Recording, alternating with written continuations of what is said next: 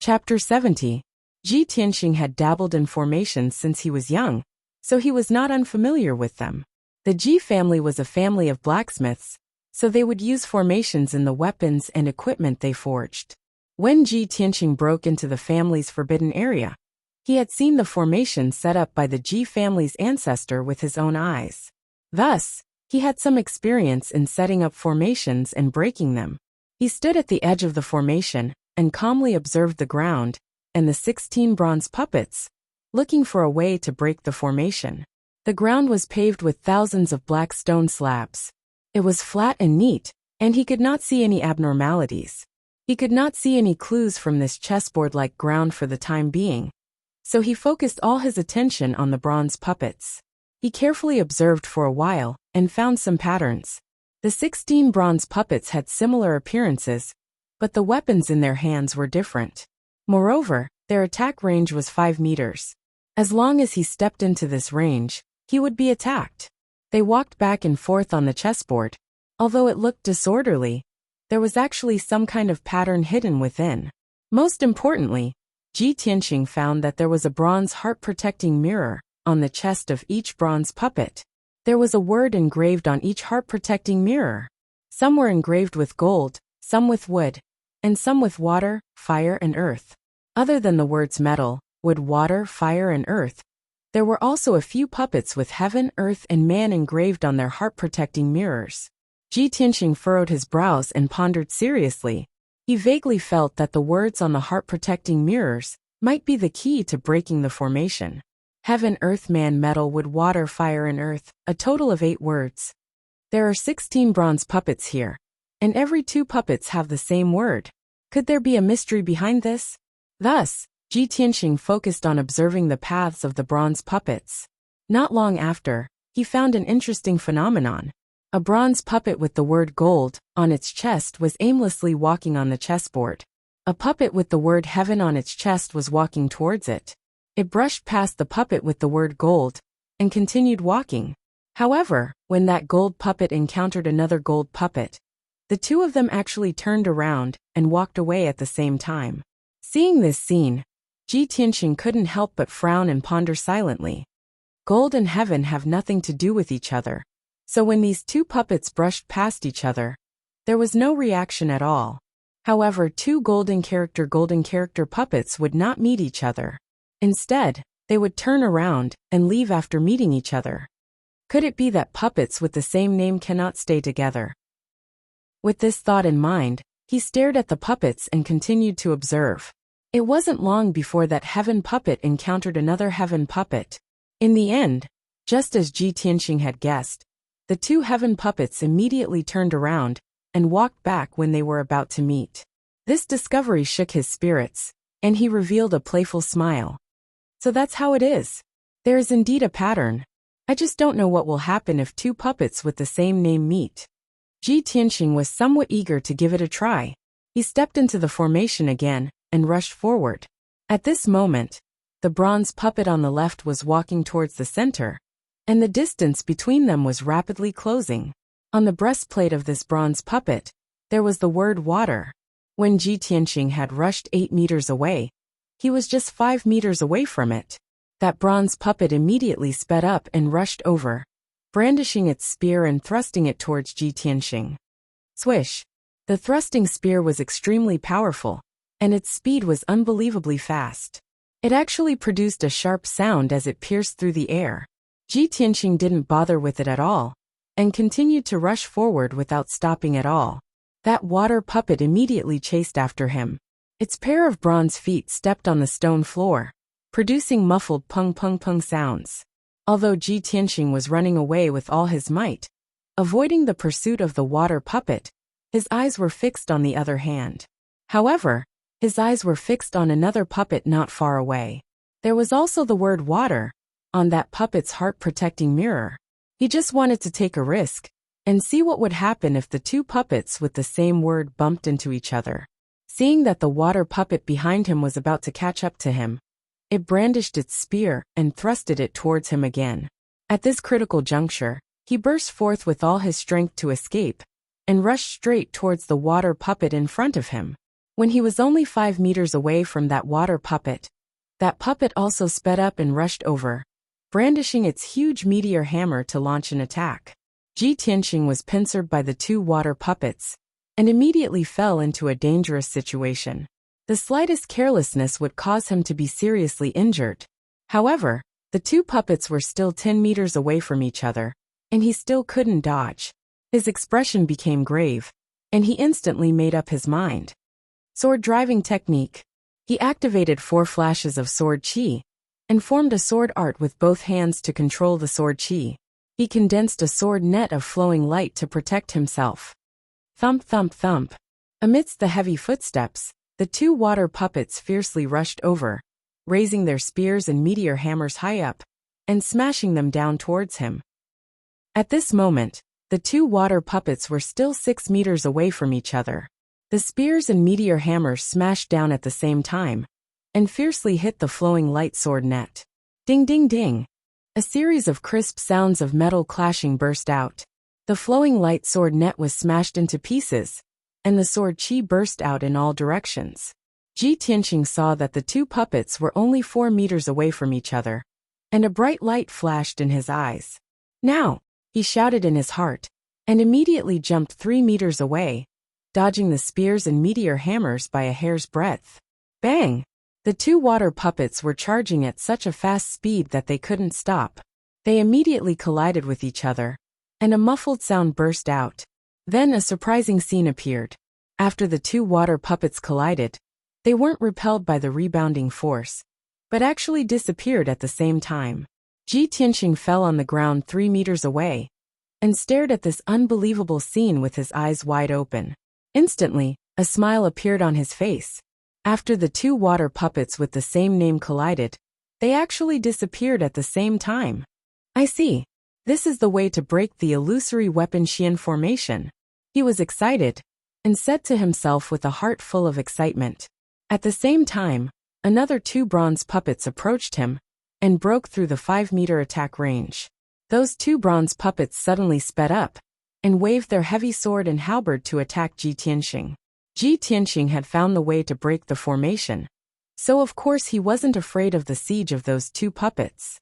He saw that the fire and earth characters were engraved on the heart protection mirrors of those 2 puppets. Thus, he found another puppet with the word earth on it and rushed over as fast as he could. After a short while, the 2 puppets caught up with him and launched an extremely violent attack. The other earth puppet was also alarmed and quickly rushed over. Ji Tianxing was trapped in the siege of 3 puppets, but he didn't panic. He repeated the same trick and skillfully closed the distance between the 2 earth puppets.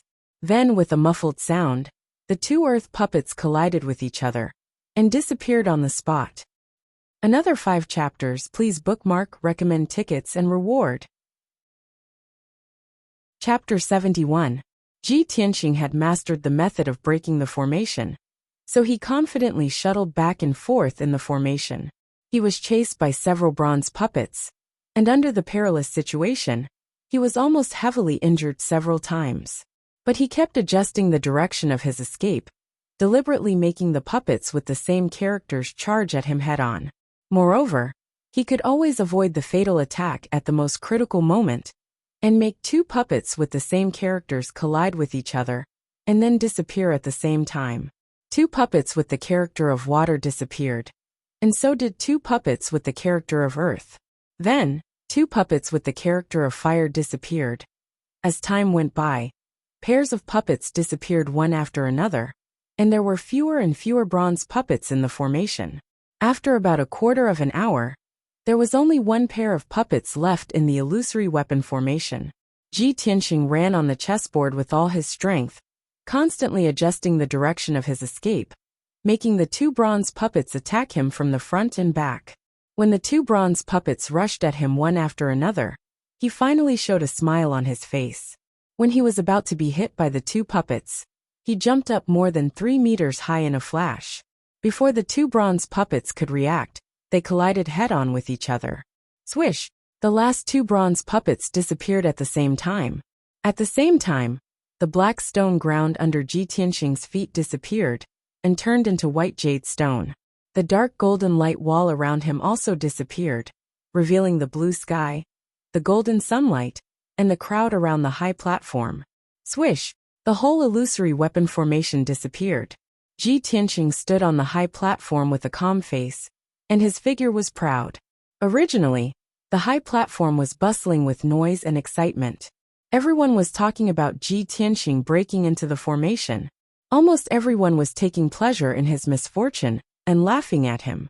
Most people believed that Ji Tianqing, a trash in the body refining realm, could never break through the illusory weapon formation. But when everyone was talking, the illusory weapon formation suddenly disappeared, and Ji Tianqing appeared in front of everyone intact. At that moment, the crowd around the high platform suddenly became silent. Everyone was stunned, revealing an inconceivable expression, and staring at Ji Tianqing with their eyes wide open. Before this, everyone had made all sorts of guesses. They guessed that Ji Tianqing would be ejected from the array and be severely injured. His body would be covered in blood, and he might even lose his life. However, what no one expected was that Ji Tianqing appeared unscathed, but the illusory weapon Xian formation disappeared. Tens of thousands of warriors looked as if they had seen a ghost. Their bodies stiffened as if they had been petrified. After everyone came back to their senses, they burst into earth-shattering discussions and cries of shock. Oh my God! Am I seeing things? The illusory weapon profound formation disappeared? Could it have been cracked? Even the genius Jiang Baiyu couldn't break through the mystic grade great array, but it was actually broken by Ji Tianqing? How is this possible? Isn't he a trash in the body refinement realm? How is it possible to break this formation? There must be something wrong. I don't believe this is true. Unbelievable. Could it be that Ji Tianqing has recovered his strength? In the crowded square, similar cries of surprise could be heard everywhere. Those who witnessed this scene couldn't believe this result. 1 month ago, in the same square in the city, on this high platform, Ji Tianqing accepted the strength test while he was unconscious. At that time, he was only at the 3rd level of the body refinement realm. He became the laughingstock of the world, and was labeled as trash. This matter spread throughout the Royal Azure Kingdom overnight. Today, 1 month later, on this high platform, Ji Tianqing had cracked the great array that even Jiang Baiyu couldn't break through in front of everyone. Many people present had witnessed what happened 1 month ago. They had seen Ji Tianqing become a trash with their own eyes. Because of this, they couldn't accept this result. They couldn't believe that Ji Tianqing had recovered his strength and returned to the peak in just 1 month. Ji Tianqing stood on the high platform and looked down at the crowd. Looking at the shocked and incredulous faces, the corners of his mouth curled into a disdainful sneer. His heart was also surging with emotions, excitement. I, Ji Tianqing, am back. He roared in his heart, full of confidence and lofty sentiments. At this moment, he only felt that the humiliation and criticism that he had endured for the past month had all disappeared. The title of trash was washed away by him in front of nearly 10,000 people. However, this is just the beginning. In the entrance competition 2 days later, I will make everyone's eyeballs fall out. Ji Tianqing thought in his heart, as a sneer flashed across his eyes. At this moment, a middle-aged man in a green robe walked up to the high platform and came to his side. This person was at the mystic comprehending realm and had a dignified aura. He was the deacon of the Sky Pillar sect. He looked at Ji Tianqing and said in a serious tone, Ji Tianqing, you have successfully cracked the illusory weapon mystic formation and obtained the vacant quota. Remember to come here to participate in the entrance competition 2 days later. Ji Tianqing immediately cupped his fists and bowed to the middle-aged deacon. Understood. Thank you, deacon. The middle-aged deacon nodded and turned to walk down the high platform. Ji Tianqing also walked down the high platform, passed through the crowd in the square, and returned to the Ji mansion in a carriage. The 10,000 people in the square had yet to disperse. They discussed for a long time in groups of 3 to 5, before their excited mood slowly calmed down.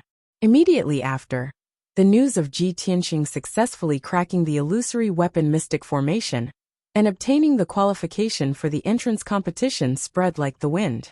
In just half a day, this news spread throughout the imperial city of Green Cloud. All the martial artists in the city finally understood that Ji Tianxing was no longer the trash that was ridiculed by everyone. He actually recovered his strength in just a month, and even surpassed the genius Jiang Baiyu. Of course, after this news spread, the most depressed person was Jiang Baiyu. Back then, Ji Tianxing was the #1 genius in the imperial city. He was suppressed by Ji Tianxing's fame and could not stand out. Today he failed to break through the illusory weapon mystic formation, but Ji Tianxing successfully cracked the formation. When people spread the news, they would compare him with Ji Tianxing. Ji Tianxing stepped on him again and cleared his name of trash. Jiang Baiyu was used as a stepping stone by him and was secretly ridiculed by countless martial artists. How could he not be angry from embarrassment?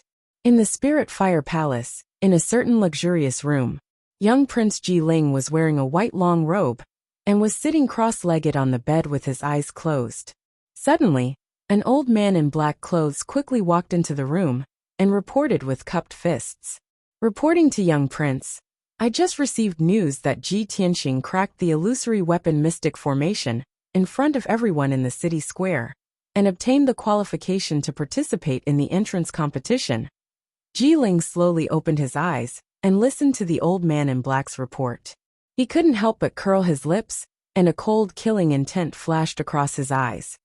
"I already knew that he recovered his strength and is not weaker than the 5th level of the true element realm. He cracked the formation in front of everyone and obtained the qualification to participate in the entrance competition. This is exactly what I wanted. Otherwise, if he didn't participate in the entrance competition, I would have to find another opportunity to make a move on him." After a pause, he sneered and said, "I have already completely refined the God-seizing pearl, and my strength has also reached the peak. In the entrance competition 2 days later, I will take Ji Tianxing's dog life. 5 updates a day. I only ask for your support and recommendation tickets. Little he thanks everyone." Chapter 72. After returning to the Ji mansion, Ji Tianxing made a trip to his father's residence. His father was still recuperating in the secret chamber.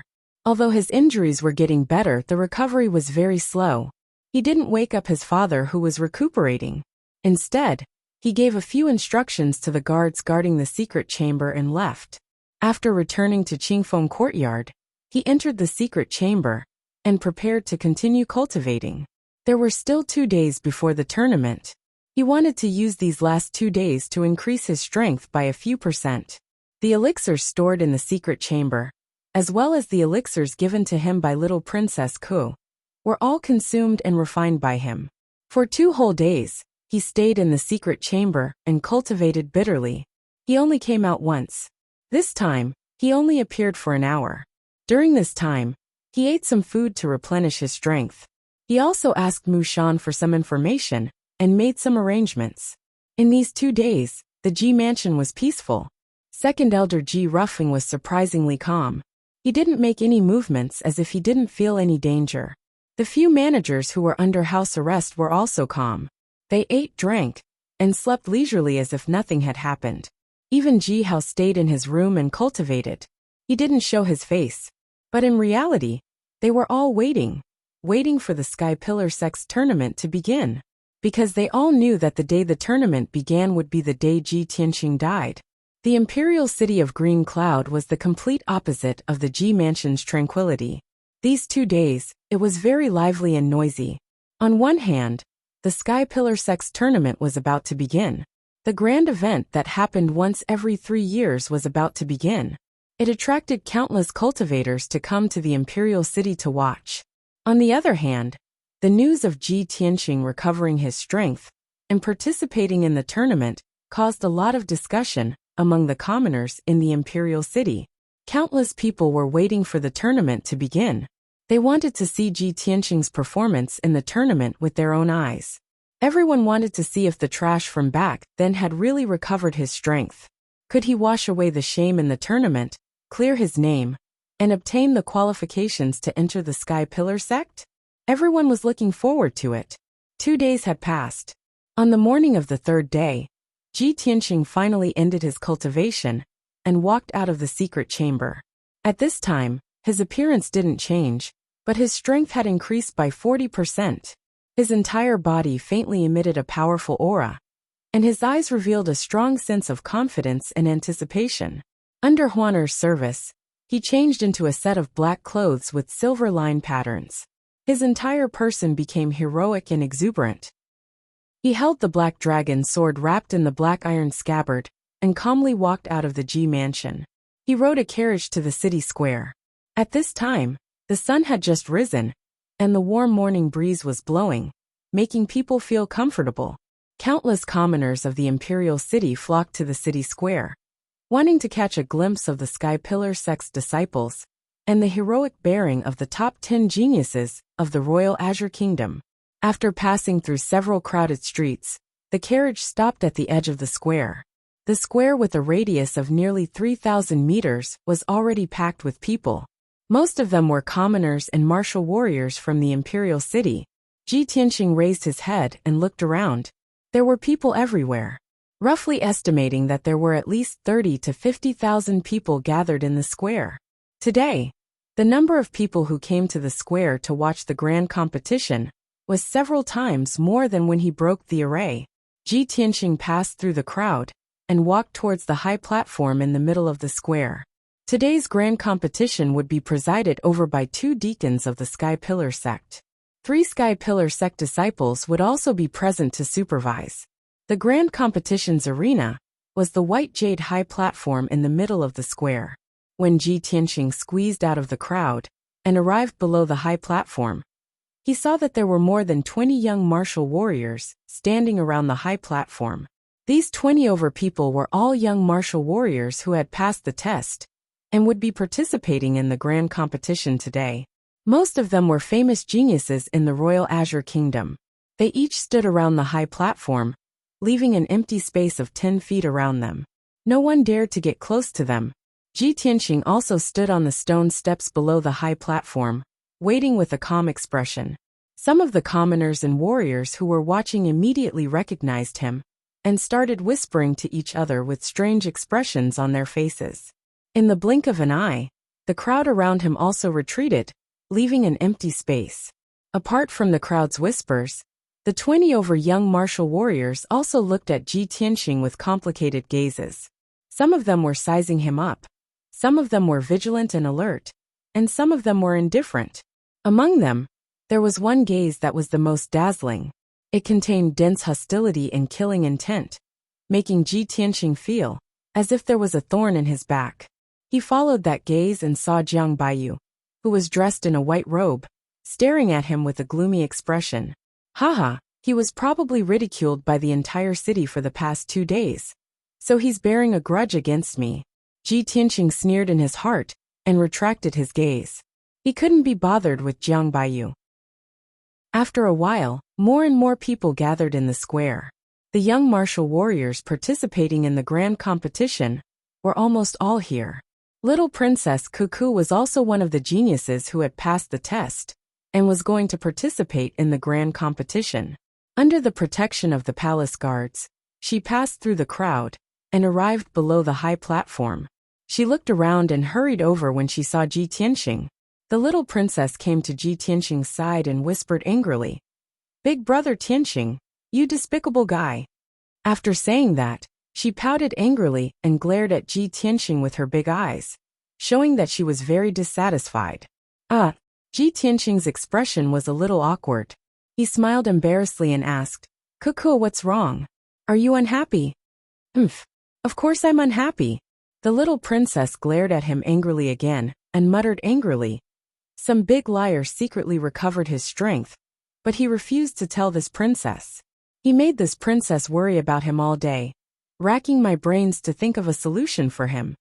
Despicable. Ji Tianxing immediately revealed an apologetic smile. He looked at her sincerely and said, "Cuckoo, I'm sorry. I didn't mean to hide this from you. I have my own difficulties. You should also know that a lot of unforeseen events have happened in the Ji family during this time." Before he finished speaking, the anger on the little princess's face completely dissipated. Her big clear eyes stared at Ji Tianxing. Seeing his guilty and sincere expression, she revealed a flower-like smile.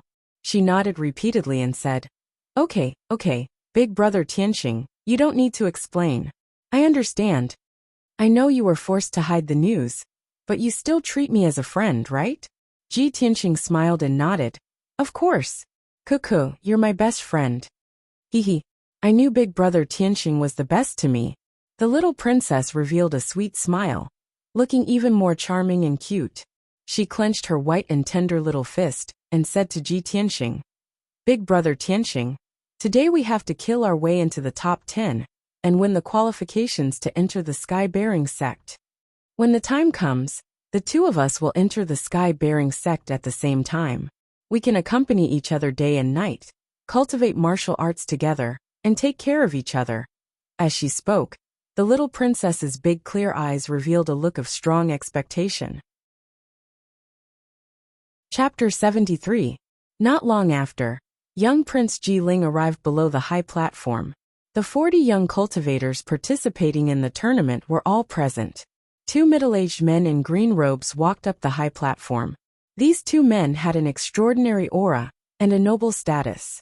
They were the Sky Pillar sect's 2 deacons in green robes, who were in charge of presiding over today's tournament. After ascending the stage, the tall and burly middle-aged deacon spoke first.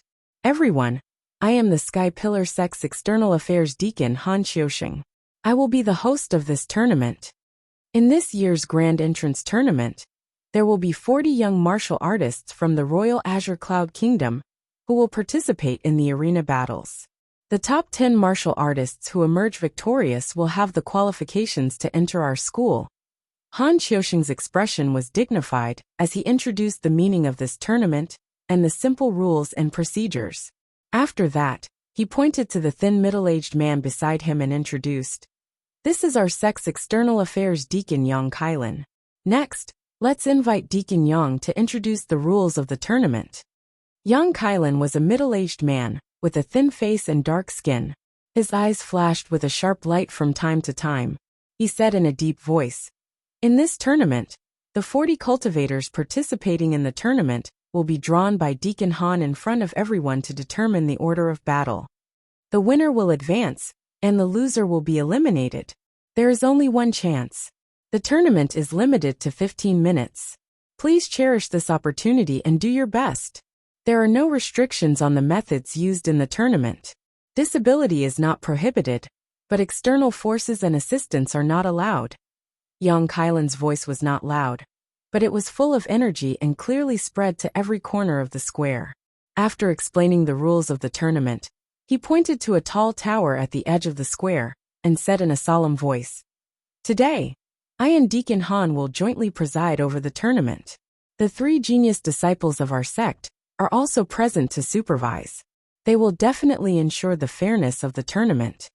Hearing his words, the tens of thousands of people in the square all turned their heads and looked at the tower that was more than 10 feet tall. They saw 3 young men and women standing at the top of the tower. Standing in the middle was a peerless beauty wearing a plain white dress. It was Yin Yao. The 2 young men beside Yin Yao were by Wuxia and Hao Meng. The 3 of them stood proudly at the top of the tower. Their clothes fluttered in the wind, but their bodies were as tall and straight as pine trees. They had a noble aura. In an instant, the tens of thousands of people and cultivators in the square were attracted by the 3's heroic appearance. They revealed deep admiration and worship. A moment later, Han Xiaoxing announced that the large competition was about to begin. Only then did the people in the square withdraw their shocked and admiring gazes. Han Xiaoxing he took out 40 jade lots and waved his hand. The numerous jade slips turned into green flowing lights, intertwining with each other as they danced in the air. Each jade stick had the name of a young martial artist. Han Xiaoxing would divide the 40 jade sticks into 20 pairs at random. The martial artists corresponding to each pair of jade lots would have to ascend the high platform and fight to determine the victor. Cool. Hearing her name, the little princess was stunned for a moment. She muttered in a low voice, I was actually chosen for the first battle? Ji Tianxing patted her shoulder and smiled encouragingly. Don't worry. I believe you'll be fine. Yes, I will do my best. The little princess waved her little fist, her face full of determination. At this time, Han Qiuxing once again took out a pair of jade lots and read aloud. The second match, Wei Lingfeng versus Sun Kaixian. Next, he picked up pairs of jade lots and read out the names of many young martial artists. The third match, Fan Jianren versus He Shanming. The fourth match, Zhang Baiyu versus Sun Wuming. The fifth round. When Han Qiuxing finished reading the results of the 20 lots, he loudly announced the start of the large competition. The two deacons stepped down from the high platform and stood below the platform to watch the battle. A handsome young man ascended the high platform and stood with a sword in his hand. This person's name was Pei Yu. He was a young genius from the Swallow State, who had reached the 4th level of the true energy realm at the age of 17. His expression was calm as he stood on the stage. His gaze fell on the little princess Ji Ke. The little princess waved her hand at Ji Tianxing and hurriedly ascended the arena with her sword. Although she was only 15 years old, her martial arts talent was extraordinary, and she was at the 4th level of the true energy realm. Moreover, she had mentioned to Ji Tianxing that she had reached the peak of the 4th level of the true energy realm and could break through to the 5th level of the true energy realm at any time. This was the first battle of the large competition, so Pei Yu and the little princess were very cautious. The two of them faced each other for 10 breaths of time, but neither of them had the intention to attack first. The countless spectators below the stage could not help but shout in unison, urging the two of them to make a move quickly. Therefore, Pei Yu cupped his hands at the little princess and said in a low voice, "Your Highness, I'm sorry to offend you." As soon as he finished speaking, he pulled out his sword with a clang and stabbed it at the little princess as fast as the wind. The little princess was already prepared and did not hesitate to pull out her sword to counterattack, sending out a few dazzling sword lights. Clang, clang, clang. The two of them separated in an instant, and when they brushed past each other, they exchanged 2 moves in an instant. The little princess's strength was indeed superior, and she cut a hole in Pei Yu's robe. The spectators below the stage immediately burst into exclamations, and many people began to discuss loudly. Pei Yu's face darkened, and a hint of surprise flashed in his eyes. He did not dare to hold back anymore. After a low shout, he waved his sword at the little princess with all his strength. Clang, clang, clang. The two of them fought again, and their figures flashed and moved around the arena, sending out dazzling sword lights. For a moment, the arena was filled with sword chi, and a fierce wind blew. The two of them fought fiercely, and it was difficult to determine the winner after dozens of moves. Countless spectators cheered and were intoxicated by the fight. However, the little prince, Ji Ling, was like the other top geniuses. He did not even bother to watch the fight on the arena. He secretly stared at Ji Tianxing, and a cold smile flashed in his eyes. Humph, I'll let you live a little longer. Not long after, this prince will make you suffer a crushing defeat in front of everyone, and then send you to the Western Paradise with a sword. Her. I wonder how you will feel when you are defeated by your lifetime of cultivation? Unknowingly, 100 breaths of time passed. The little princess and Pei Yu fought fiercely for more than 50 moves, and the victor was finally decided. The little princess was hit 3 times, and dark red blood gushed out from her wounds, staining her light yellow dress with bloodstains. Fortunately, she did not injure any vital parts, and it did not affect the rest of the fight. Pei Yu's injuries were much more severe. He was hit more than 20 times, and his robe was dyed red. Under the heavy injuries, he could no longer hold on, and the treasure sword in his hand was sent flying by the little princess's sword. He could only unwillingly admit defeat. Seeing Pei Yu admit defeat in front of everyone, Deacon Han Qiuxing announced the result loudly. The first round, Pei Yu loses and Ji Ke advances. The crowd in the square burst into cheers, and a torrential discussion sounded out. Pei Yu left the stage in a sorry state. The little princess stood proudly on the high platform, revealing a face full of smiles, enjoying the cheers and praises of the crowd. A moment later, the little princess also walked down the arena and returned to Ji Tianxing's side. Ji Tianxing hurriedly helped her bandage her wounds and let her consume a pill to recover her true essence. Chapter 74. Following this, the second match began. A handsome black-robed youth, and a youth wearing fiery red armor, walked onto the stage at the same time. That handsome black-robed youth was precisely one of the black and white heroes, Wei Lingfeng, a genius ranked in the top 10 of the Azure Cloud Kingdom.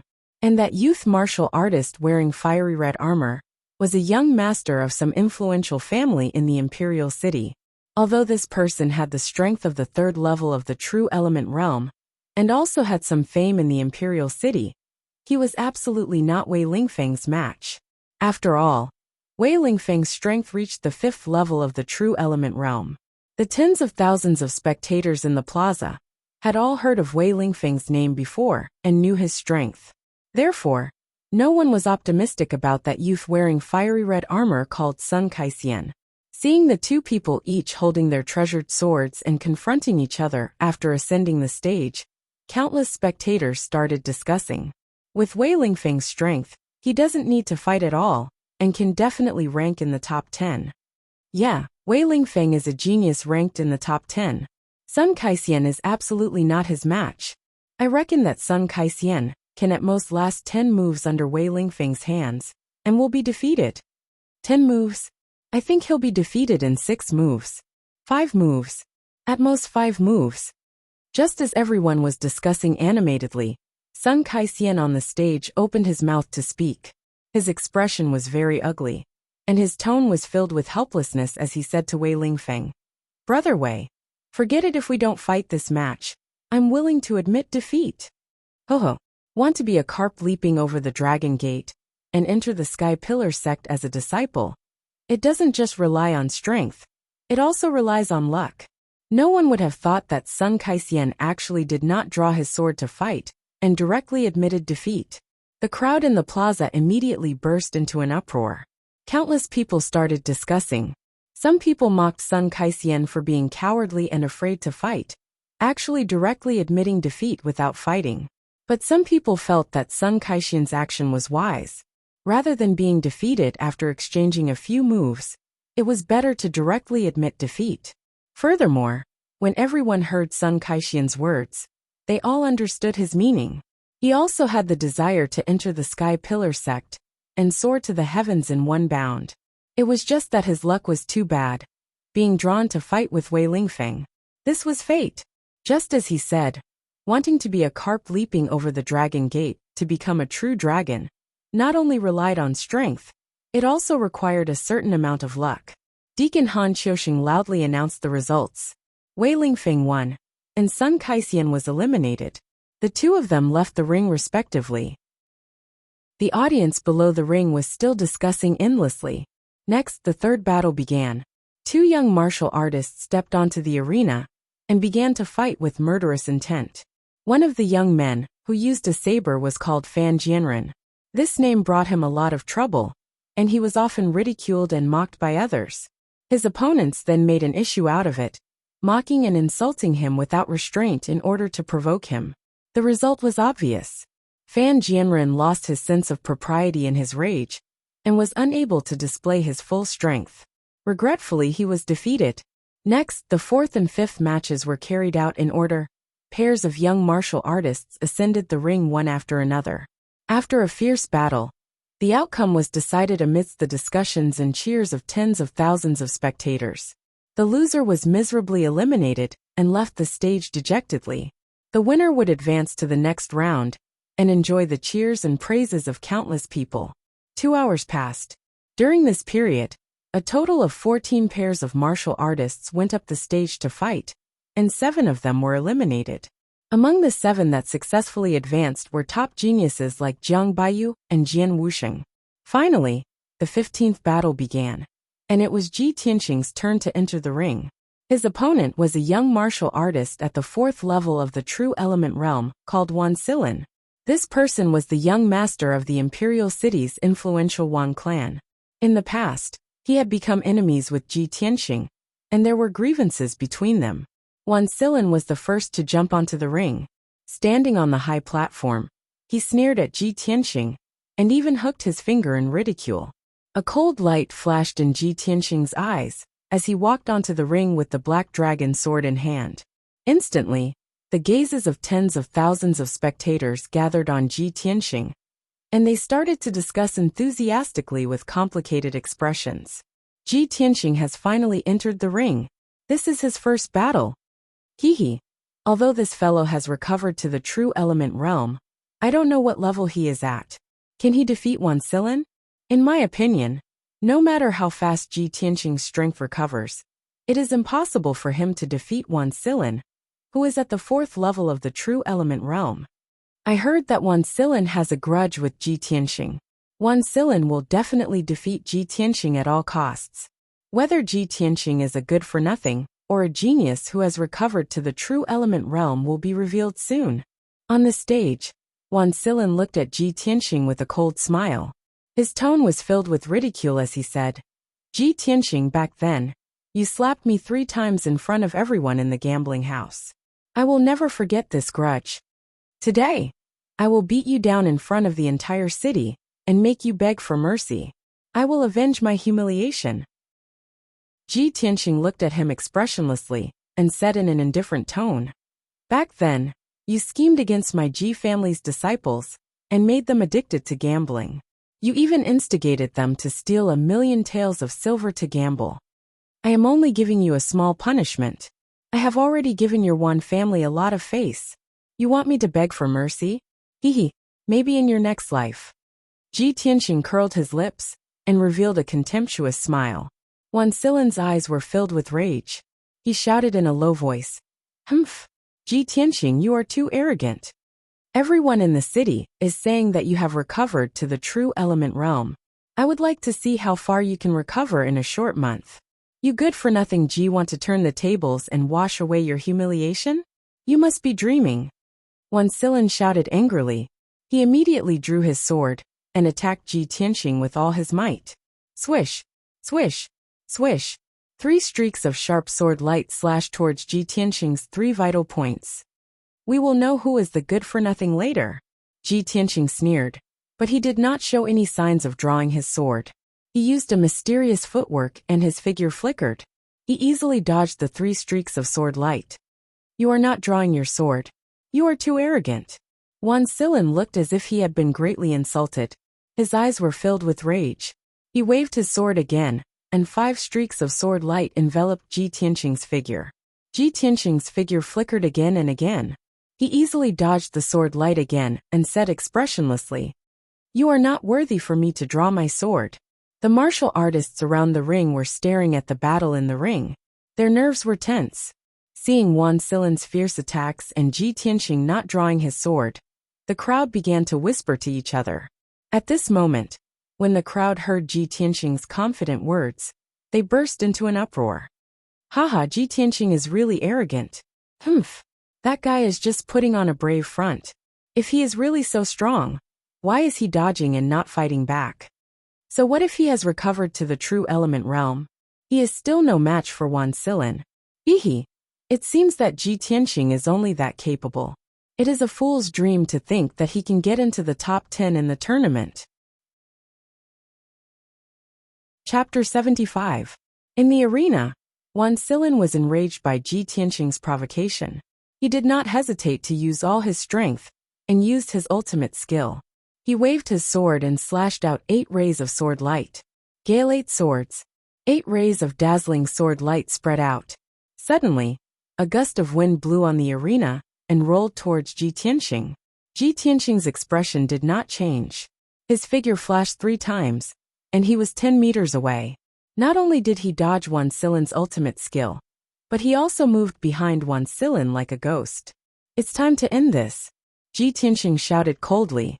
He suddenly raised his right hand and used his palm as a knife to slash at Wan Silin's neck. Wan Silin had just used his ultimate skill and was at his weakest point. Suddenly, he heard Ji Tianxing's voice from behind him. His face was filled with fear and shock. Before he could react, his neck was hit by Ji Tianxing's palm. Bam! In the muffled sound, Ji Tianxing's palm burst out with a powerful force. Wan Silin's eyes turned black and fainted on the spot. He kicked Wan Silin's back again, sending him flying out on the spot. Wan Silin fell off the stage in a sorry state. There was no doubt that Ji Tianxing had won. From the beginning to the end, he did not even use his weapon. He defeated Wan Silin, who was at the 4th level of the true energy realm, in just 3 moves. At that moment, the entire square was silent. Tens of thousands of people looked at Ji Tianxing in shock. They could not believe this result. After a while, the crowd in the square came back to their senses and burst into discussions. How is this possible? Ji Tianxing was still a trash in the body refining realm last month. In just 1 month he recovered to the true energy realm. Not only did he break the illusory weapon Xian formation, but he also defeated Wan Silin in 3 moves? This is unbelievable. The most important thing is that Ji Tianxing did not even draw his sword. He didn't even use his weapon, yet he easily defeated Wan Silin. How strong is his true strength? The square was noisy.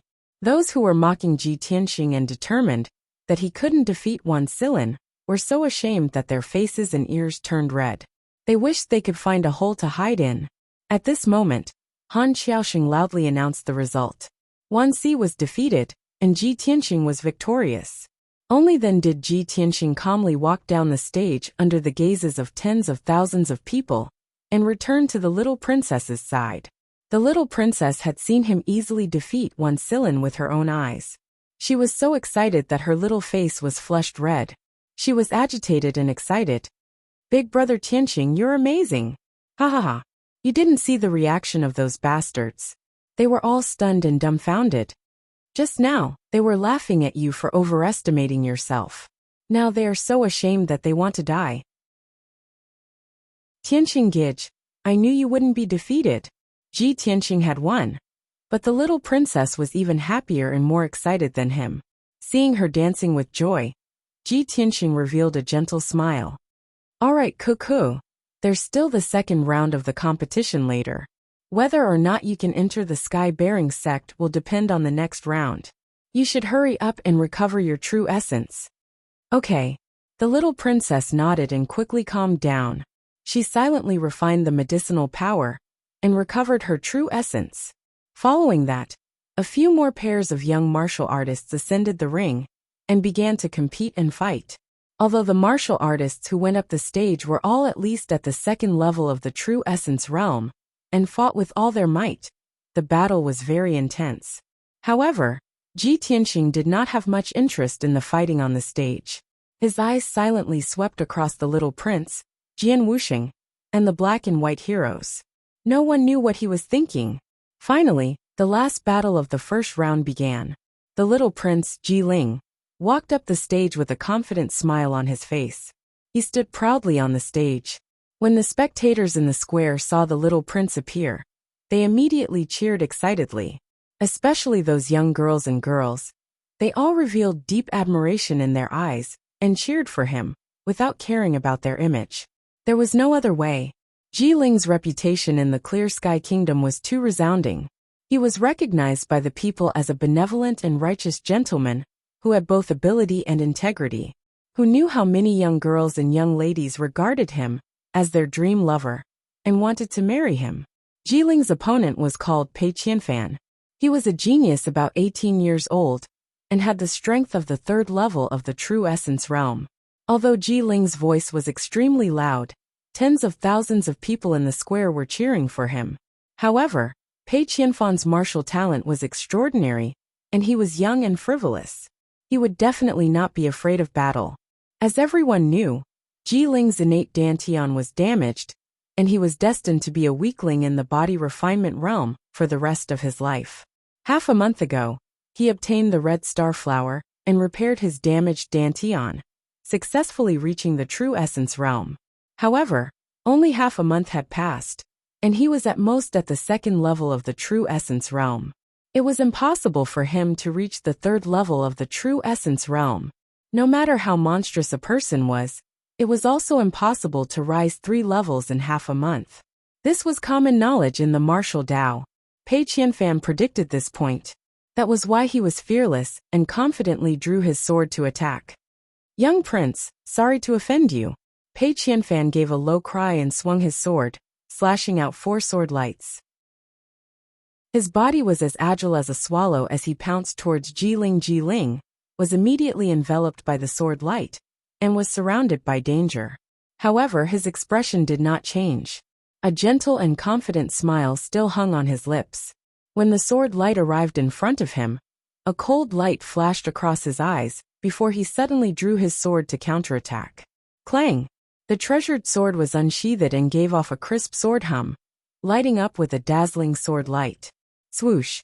The piercing cold sword light drew a strange trajectory in the air. With an unparalleled speed, it instantly defeated Pei Qianfan's 4 sword lights. The crowd only heard a light ding sound and saw the treasured sword in Pei Qianfan's hand was sent flying. The treasured sword drew an arc in the air and fell below the stage. At the same time, the treasured sword in Ji Ling's hand was also placed on Pei Qianfan's neck. Pei Qianfan's figure that was as swift as the wind also suddenly stiffened and stopped. The entire audience was silent. The tens of thousands of people in the plaza all opened their eyes wide in shock, revealing thick disbelief. All the discussions and cheers came to an abrupt end. Everyone was stunned. No one dared to believe that young Prince Ji Ling's strength was actually so formidable. He actually easily broke Pei Qianfan's sword move and instantly defeated Pei Qianfan. Pei Qianfan, who was at the 3rd level of the true element realm, actually could not even block one of his sword. This was too shocking. Just how formidable was young Prince Ji Ling's strength? 4th level of the true element realm? Or 5th level? Or 6th level? Thinking up to here, countless people sucked in a cold breath, revealing fanatical worship. In the next instant, earth-shaking cheers and shouts erupted from the crowd. Countless people started discussing in high spirits. Young Prince Ji Ling's sword that seemed to be aided by a god deeply shocked everyone. The plaza was noisy to the extreme. Everyone was guessing Ji Ling's strength and realm. Only Ji Tianxing was expressionless. His eyes became more and more gloomy. Chapter 76.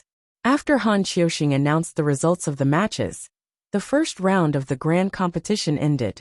Of the 40 young martial artists participating in the grand competition, 20 were eliminated, and the 20 who won successfully advanced. Han Qiuxing ascended the stage once again and took out 20 jade lots, starting to draw lots to decide the second round of matches. Swish, swish, swish, swish.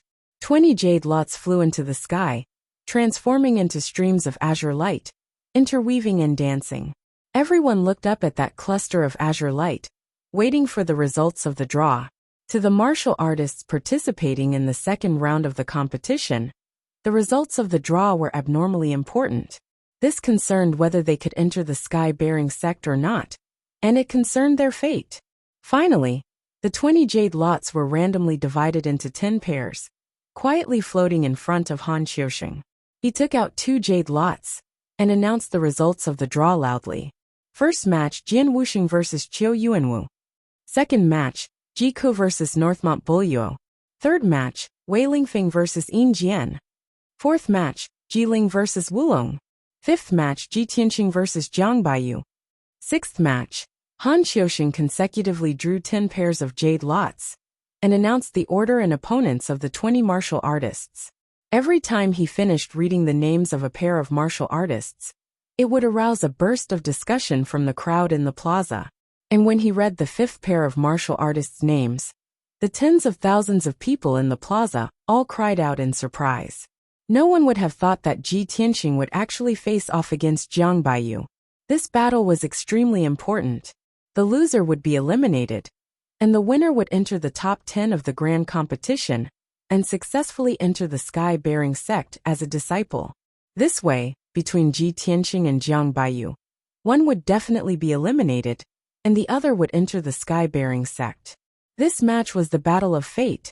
Yet, Ji Tianxing and Jiang Baiyu, these two people, were the most discussed topics in the past 3 days. Jiang Baiyu failed to clear the formation, while Ji Tianxing successfully cleared the illusionary weapon profound formation. When the imperial city's citizens discussed this matter, they would all mention Jiang Baiyu's name, using his failure to set off Ji Tianxing's success. Many people subconsciously felt that Ji Tianxing might be stronger than Jiang Baiyu.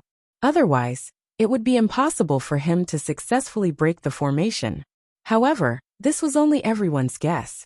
Ji Tianxing and Jiang Baiyu had never fought head-on before. And now, Han Xiaoxing's random drawing had tied the two of them together. The tens of thousands of people in the square were all thinking, could this be the will of the heavens? Was it destined that the two of them would have a fated battle? Soon, Han Xiaoxing announced the order and candidates for the 10 matches, and then loudly announced the start of the competition. The two young martial artists stepped into the ring and stood 10 meters away from each other. They were facing each other with murderous intent. One of the blue-robed young men was called Qiu Yuanwu. He was a sword Dao genius with some fame in the Clear Sky Kingdom. At such a young age, he already had the strength of the 4th level of the True Element realm. The other young man was dressed in black. His appearance was average, and there was a scar on his right cheek. This person was none other than Jian Wuxing, a cultivation maniac who was obsessed with swords. He had the strength of the 6th level of the True Element realm. In the past, he had always been suppressed by Ji Tianxing, and could only be ranked 2nd in the Clear Sky Kingdom. Now among the 20 young martial artists, he was the #1 expert on the surface. Therefore, when Qiu Yuanwu found out that his opponent was Jian Wuxing, his heart was filled with helplessness and despair. The difference in strength between the two was 2 levels. The result of the battle was obvious. Jian Wuxing only used 5 moves and easily defeated Qiu Yuanwu. Han Xiaoxing announced the result of the battle on the spot. Jian Wuxing successfully advanced to the top 10 and obtained the qualifications to enter the Sky Pillar sect. Qiu Yuanwu was miserably eliminated. He could only walk down the ring with a heart full of regret. He left unwillingly. The second round of the competition began. The little princess's opponent was Beishan Buluo. He was the young master of the imperial city's Beishan aristocratic family, and was also a young genius. He was also at the 4th level of the True Element realm like the little princess. Their sword Dao attainments were very exquisite. However, the little princess unleashed her full strength in this battle, and even used her trump card. The two fought for a quarter of an hour, and exchanged over 100 moves before the outcome was decided. The little princess defeated Beishan Buluo at the cost of 7 sword strikes. She entered the top 10, and obtained the qualifications to enter the Sky Pillar sect. After Han Xiaoxing announced the result, the little princess walked down the ring with a pale face. She hurriedly bandaged her wounds, and consumed medicinal pills to recover her true essence. The third battle was even more exciting. Wei Lingfeng, one of the black and white heroes, and his opponent Yin Jian, both used their full strength and displayed incomparably exquisite sword techniques, causing the tens of thousands of spectators to cheer. In the end, Wei Lingfeng defeated his opponent and obtained victory, smoothly entering the top 10. When the fourth battle began, the little prince Ji Ling and Wu Long stepped onto the ring. Wu Long was a youth around 20 years old. His strength had reached the 4th level of the True Element realm. As for Ji Ling's strength, it was still hard to unravel. The two of them only exchanged over 20 moves on the stage, and Ji Ling easily defeated Wu Long. The tens of thousands of people in the square cheered loudly for Ji Ling's victory. The crowd erupted into discussions. Everyone did not dare to believe that Ji Ling's strength actually rose to such a degree in a short half a month. He could even easily defeat a 4th-level True Element realm martial artist. This was simply too inconceivable. Ji Tianxing had been observing Ji Ling and Wu Long's battle all along. He could tell that Ji Ling was concealing his strength and did not use his full strength at all. Ji Ling's true strength was extremely likely to have already reached the 7th level of the True Element realm. If he attacked with all his might, he only needed 3 to 5 moves and could defeat Wu Long. This also made Ji Tianxing very certain that the God-seizing bead was definitely refined by Ji Ling. After all, the God-seizing bead seized his lifetime's cultivation. After Ji Ling completely refined the God-seizing bead, he could possess True Element realm 7th level strength. Thinking up to here, Ji Tianxing clenched both fists tightly. A hint of icy cold killing intent flashed across in his eyes. Ji Ling, oh Ji Ling! The person who instigated Ling Yunfei to snatch the God-seizing bead was you. The person who saved Ling Yunfei at the Apricot Manor that night was also you. Turns out that you're the mastermind behind the scenes, The most despicable and sinister fellow. Very soon the fifth match began. Ji Tianxing and Jiang Baiyu ascended the stage at the same time, each hugging a treasure sword and confronting each other on the stage. Ji Tianxing looked at Jiang Baiyu expressionlessly, his gaze cold. He did not have any enmity with Jiang Baiyu. Fighting on the stage today was also dictated by fate. But Jiang Baiyu glared at him with a cold smile on his face, his eyes surging with thick rage and killing intent. Ji Tianxing, didn't expect that your opponent would actually be me, right? Fate is really miraculous. I really have to thank Deacon Han properly for letting you and me fight in front of everyone. Jiang Baiyu revealed a smug cold smile, his tone filled with anger. In these 3 days, you were in the limelight, while I became everyone's laughingstock. Ji Tianxing, do you know how much I hate you? Today, I'm going to defeat you fair and square in front of several tens of thousands of Imperial City's citizens. I want to let everyone see that I, Jiang Baiyu, am the true martial Dao genius. And you just barged through the grand array by luck. You're absolutely not my match. Chapter 77. Jiang Baiyu's voice clearly spread throughout more than half of the square, and the tens of thousands of Imperial City citizens heard it clearly. A commotion broke out in the crowd, and many people were whispering to each other. In these 3 days, the most discussed people in the Imperial City were Jiang Baiyu and Ji Tianxing. Jiang Baiyu had become Ji Tianxing's stepping stone to rise again. It was reasonable for him to be so angry and to harbor resentment toward Ji Tianxing. It was so much so that many of the cultivators in the square felt their blood boil from Jiang Baiyu's words. They also agreed with Jiang Baiyu's words and looked forward to the scene of Jiang Baiyu defeating Ji Tianxing in public. For a moment, cheers broke out in the crowd, and many people cheered for Jiang Baiyu. On the stage, Ji Tianxing's expression was still calm as usual. He looked at Jiang Baiyu indifferently, and the corners of his mouth curled up into a slight smile with a hint of ridicule. Jiang Baiyu, I sympathize with you. However, this might be your fate. Jiang Baiyu's expression became even more gloomy. He glared at him with a sharp gaze and shouted, Ji Tianxing, what do you mean by this? Ji Tianxing sneered mockingly. Back then, when I was the #1 genius in the Imperial City, you were trampled under my feet and were not famous. 3 days ago, you failed to break through the formation, and I succeeded in breaking through the illusory armament mystic formation. It was your failure that caused the news of me recovering my strength to spread throughout the Imperial City, causing a sensation. Today, you will still be defeated by me and have no chance to enter the Sky Pillar sect. No matter in the past or now, you are my stepping stone. This is your fate. Tell me, should I sympathize with you?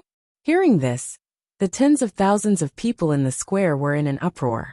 Everyone revealed complicated expressions and broke out into a torrential discussion. Oh my God, Ji Tianxing is actually so confident. Too arrogant. He's simply arrogant. The former #1 genius is back again, and he's still so confident and arrogant. If Ji Tianxing defeats Jiang Baiyu today, then Jiang Baiyu will really be like what he said, destined to be a stepping stone. How pitiful. The deafening sounds of discussion spread throughout the square. Jiang Baiyu was so angry that his face turned ashen. He was so angry that his entire body was trembling. His eyes emitted a strong killing intent. Ji Tianxing, you are too arrogant.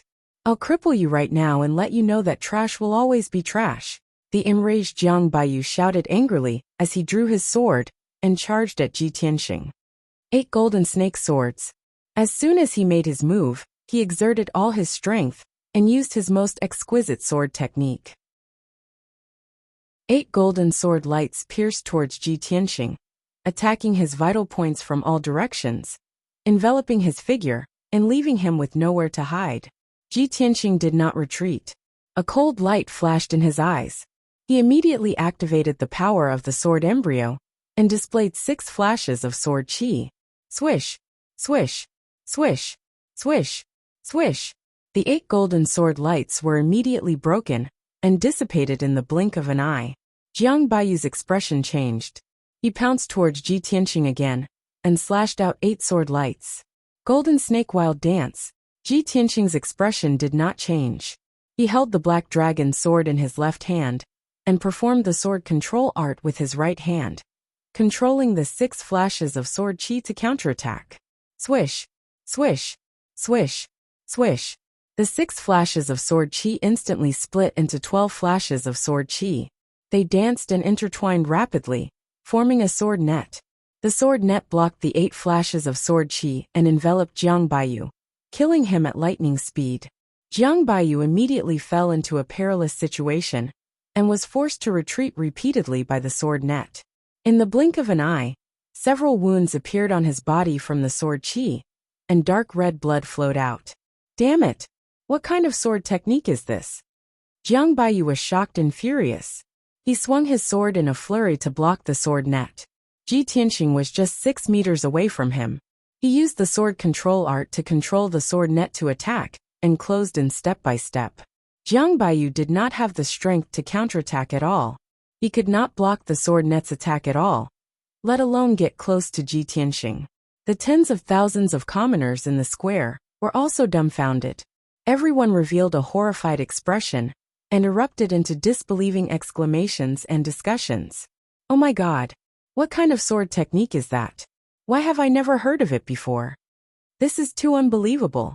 Ji Tianxing can actually control sword chi and form a sword net to attack.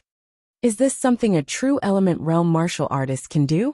It is said that only origin core realm martial artists can control sword chi to attack from a distance, right? This kind of sword technique is simply unimaginable. Today is really an eye-opener.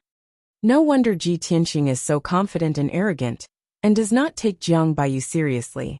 It turns out that he has mastered such a miraculous sword technique. He has the capital to be arrogant. Jiang Baiyu can't even break through that sword net. He can't even touch the corner of Ji Tianxing's clothes. How can he still fight? Sigh, Jiang Baiyu will lose for sure. Soon 100 breaths of time passed. Jiang Baiyu's white robe was cut into threads by the sword chi, and turned into a pile of rags. It was really not enough to cover his body. Moreover, he was covered in wounds all over. There were at least 60 wounds all over his body. Blood kept gushing out from his wounds, dyeing his white robe dark red. He had completely turned into a bloody man. Jiang Baiyu tried his best to break out of the encirclement and unleashed his full strength without caring about anything else, wanting to break through the sword net's blockade and strangulation. However, the sword net covered a radius of 3 meters. Under Ji Tianxing's control, it seemed to have intelligence and spirituality. Even if Jiang Baiyu could tear a gap in the sword net, Ji Tianxing would immediately control the sword chi to patch up the gap. In this way, Jiang Baiyu would never be able to escape from the sword net's strangulation. His injuries kept worsening. His face was as pale as a sheet of paper, and his strength was also rapidly depleting. After 10 breaths of time, the sword in Jiang Baiyu's hand was sent flying by the sword chi and fell far away from the arena. The sword net suddenly dissipated and turned back into 6 sword chi. They floated quietly beside him and pointed directly at his head and throat. Ji Tianxing looked at Jiang Baiyu and shouted in an indifferent tone. Jiang Baiyu, this is your fate. Admit defeat. Jiang Baiyu, who was covered in blood and had a bloody face, stood on the arena in a daze. His body was on the verge of collapse. He could not accept this result. Until now, he still could not believe that he had lost to Ji Tianxing. Moreover, he had lost so miserably. At this moment, the pride and confidence in his heart had been shattered by Ji Tianxing. Put down his dignity and admit defeat? And in front of tens of thousands of Imperial City citizens? Jiang Baiyu could not do it. He glared at Ji Tianxing with eyes that were about to pop out of their sockets. He roared at the top of his lungs. No! Ji Tianxing, I will never lower my head and admit defeat to you. Ji Tianxing frowned and said expressionlessly, You won't admit defeat? Then I'll throw you down. As his voice fell, his figure flashed and rushed in front of Jiang Baiyu. He lifted his leg and ruthlessly kicked Jiang Baiyu's chest. Jiang Baiyu was severely injured and was already at the end of his rope. He was completely powerless to block or dodge. Bam! With a muffled sound, Jiang Baiyu was sent flying. He drew an arc in the air and fell off the arena with a plop. He rolled a few rounds before coming to a stop. He struggled to get up and glared at Ji Tianxing with rage. Ji Tianxing, you. The incomparable humiliation caused the blood in his body to flow in reverse. He was so angry that he trembled.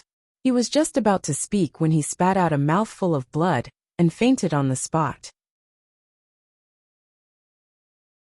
Chapter 78. A moment ago, Jiang Baiyu stepped onto the stage full of confidence. He threatened to defeat Ji Tianxing in public and prove that he was the genius.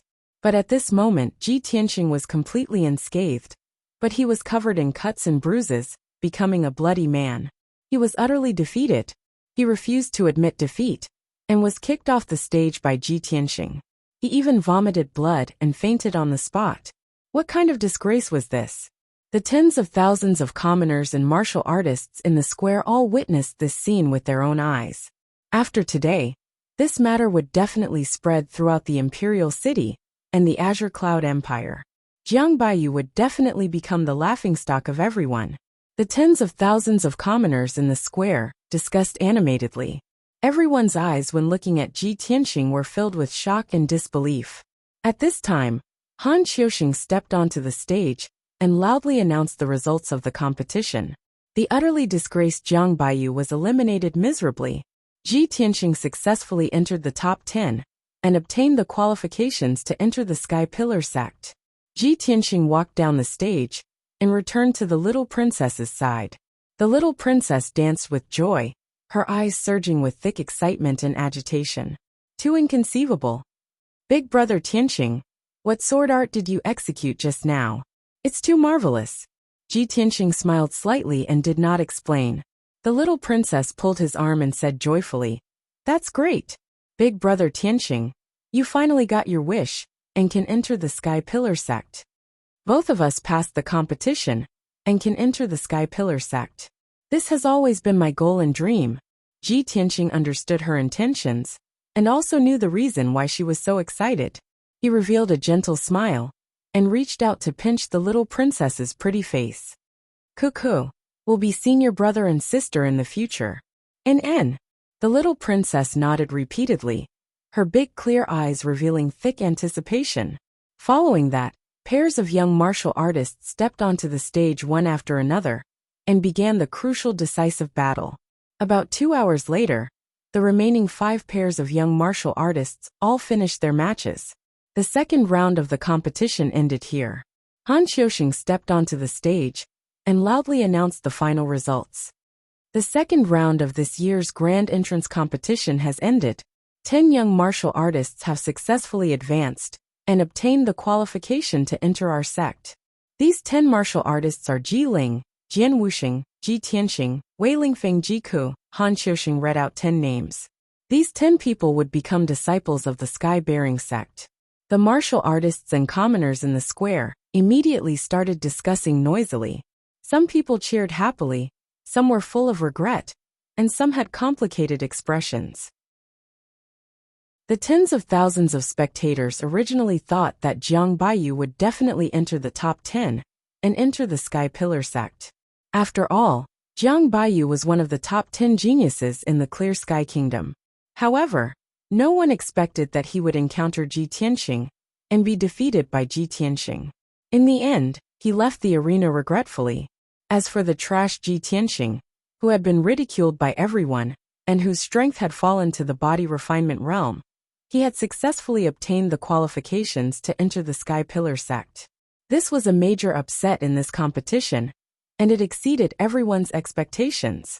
In addition, there was another person in this competition that no one had expected. Young Prince Ji Ling. No one expected that Ji Ling, whose innate dantian was damaged, would suddenly become a different person.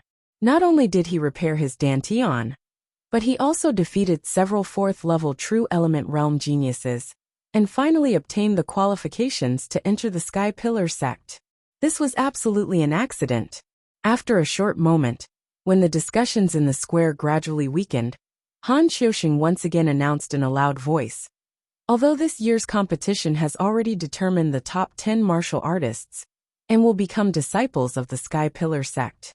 However, the third round of the competition will be held next to determine the strength rankings of the 10 martial artists. Martial artists with different rankings will receive different treatment after entering the Sky Pillar sect. The martial artist ranked first will receive the Sky Pillar sect's key nurturing. Han Xiuxing's words instantly ignited the hot blood in the hearts of the 10 young martial artists, who didn't want to seize first place, become a genius that everyone focused on, and receive the Sky Pillar sect's key nurturing. This was absolutely the best opportunity to have a meteoric rise and soar to the sky in one go. The 10 young martial artists secretly clenched their fists as dense battle intent surged in their hearts. Ji Tianqing was no exception. Before participating in the Sky Pillar sect's entrance competition, he had already secretly made up his mind. Not only did he want to obtain the qualifications to enter the Sky Pillar sect, but he also wanted to enter the Sky Pillar sect as first place. Only in this way could he receive the Sky Pillar sect's key nurturing and become a peerless genius like Yin Yao in the future. At this moment, Han Xiuxing's voice boomed like a bell. According to the strength of the 10 martial artists, the Sky Pillar sect has made a preliminary ranking. The rules of the third round of the competition are rather special. There will be no drawing of lots, but a challenge system. If anyone has any objections to their ranking, they can issue a challenge to a higher ranking. If they succeed, they will replace their ranking. If they fail, they will retain their original ranking. The rules of the third round of the competition were rather simple, and everyone understood as soon as they heard it. Immediately after, Han Xiuxing loudly announced the rankings of the 10 martial artists. First place Ji Ling. Second place Jian Wuxing. Third place Ji Tianqing. Fourth place Wei Lingfeng. Fifth place. Eighth place Ji Ke.